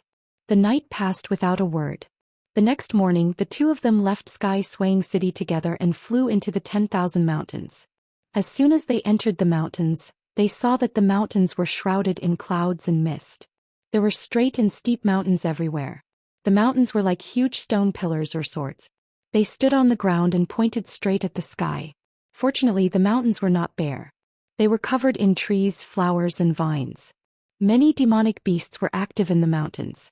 There were even birds flying in flocks. Tianxing and Yunyao were both at the soul-tempering realm. They radiated with invisible soul power. The weaker demonic beasts did not dare to get close to them no matter how many of them there were. They were intimidated by their auras. The two of them flew deep into the mountains. Along the way they saw many martial artists. Those martial artists were from Sky Swaying City. They risked their lives to enter the 10,000 mountains in order to find out the secret of the 10,000-mile sunset glow. Many of them were unlucky. They were attacked by a large group of demonic beasts. They were torn into pieces and died in the mountains. Some of them who were lucky enough to escape were severely injured. They retreated from the 10,000 mountains and fled back to Sky Swaying City. Only the Sky Origin Realm elites were qualified to enter the mountains to search for the traces of the divine item. Tianxing and Yunyao flew for about 50,000 miles before they gradually slowed down. They were already in the depths of the 10,000 mountains. The surrounding mountains were even more steep. There were abysses and canyons everywhere. It was very dangerous. Origin core demonic beasts appeared frequently. There were even Sky Origin Realm demon kings. Even Sky Origin Realm elites had to be careful. They had to be careful. Otherwise they might lose their lives. Tianxing and Yunyao released invisible soul power to cover the surrounding mountains and valleys. They searched carefully. Unknowingly, an entire day had passed. When night fell, the world was dark. The two of them found nothing. Other than the nests of many powerful demonic beasts, they did not detect the aura of the divine item. You're tuning in to the Zhou Xian's Legacy YouTube channel. Don't forget to subscribe and join us on this journey to catch the most captivating stories.